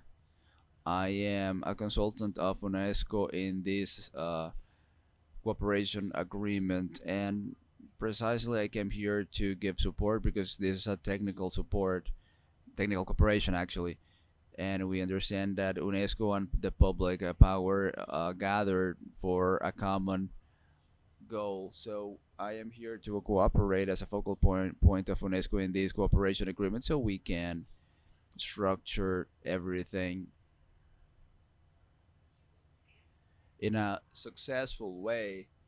The Secretariat of Creative Economy, and I believe the big challenge is the intersectionality of creative economy. Sometimes we have that difficulty to articulate, and we live this every day. We need to understand that this creative economy does not work in an isolated way. It works with people and other parties. So there lies our challenge. We need to work together and work in a integrated way. So we need to have that neutrality, and that's fundamental. We need to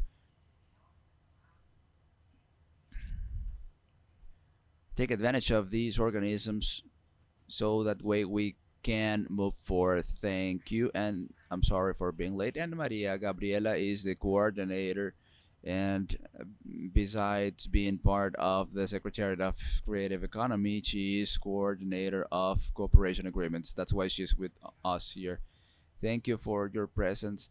Guys, Franklin said something that I found really interesting. I am going to say it really quickly. The public power needs to be pushed, and we need to provoke it. Your presence, requiring effort from them and pushing them and turning up, that makes the whole difference. So sometimes you count on the creative manager. I work with Andre Dinish. I work in the city hall. I've been there for 26 years in the city hall of Niterói, and I know there are personal things that sometimes cause that we take out some programs, but we have always tried to do our best. I have transformed programs and taken them from 1,000 kids to 10,000 kids, and that sometimes take us to have to choose from more important programs. But we need to do that by pushing civil society. So your role in the construction of these public policies and in implementation of everything you understand that's necessary, you are fundamental to do that. So you are that force, the public power, when it's encouraged, they do a better job, and we make it happen that way. So population understands that the force is in public power, but it isn't. It is in you and one of us guys. So yeah, we conclude our morning, and now we are going to have lunch. If you can join us, please.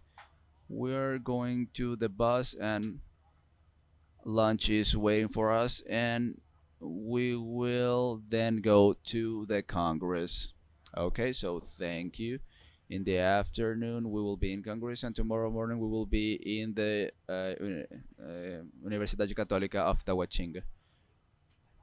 Thank you, guys online. We will be in Congress 2:30.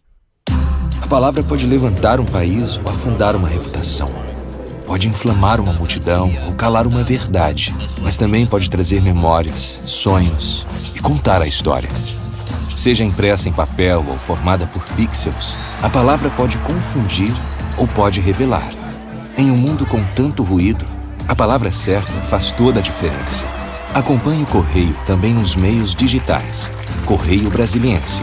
Jornalismo de verdade.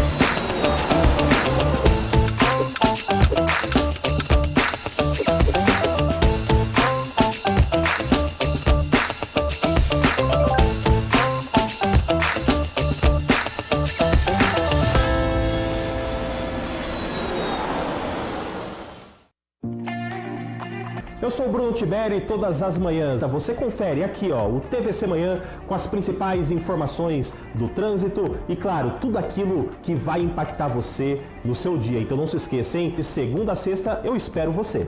Eu sou Brenner Vasconcelos e aqui comigo no TVC Esporte você confere todas as atualizações e informações do esporte do Brasil e do mundo. Eu espero você. Sou a Isis Tainá e apresenta a Agenda Cultural. Aqui você fica por dentro das melhores opções de lazer, música, teatro e diversão para toda a família.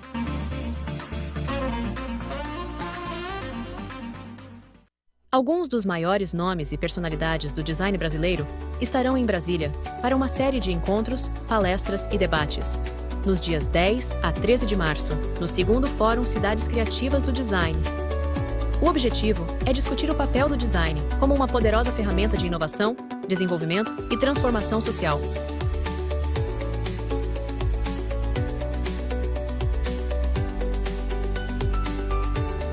Brasília, Curitiba e Fortaleza integram a Rede Brasileira de Cidades Criativas do Design da UNESCO, um reconhecimento internacional para cidades que colocam a criatividade no centro do desenvolvimento urbano, econômico e social. Venha fazer parte desse movimento. As vagas são limitadas. Saiba mais e se inscreva em nossas redes.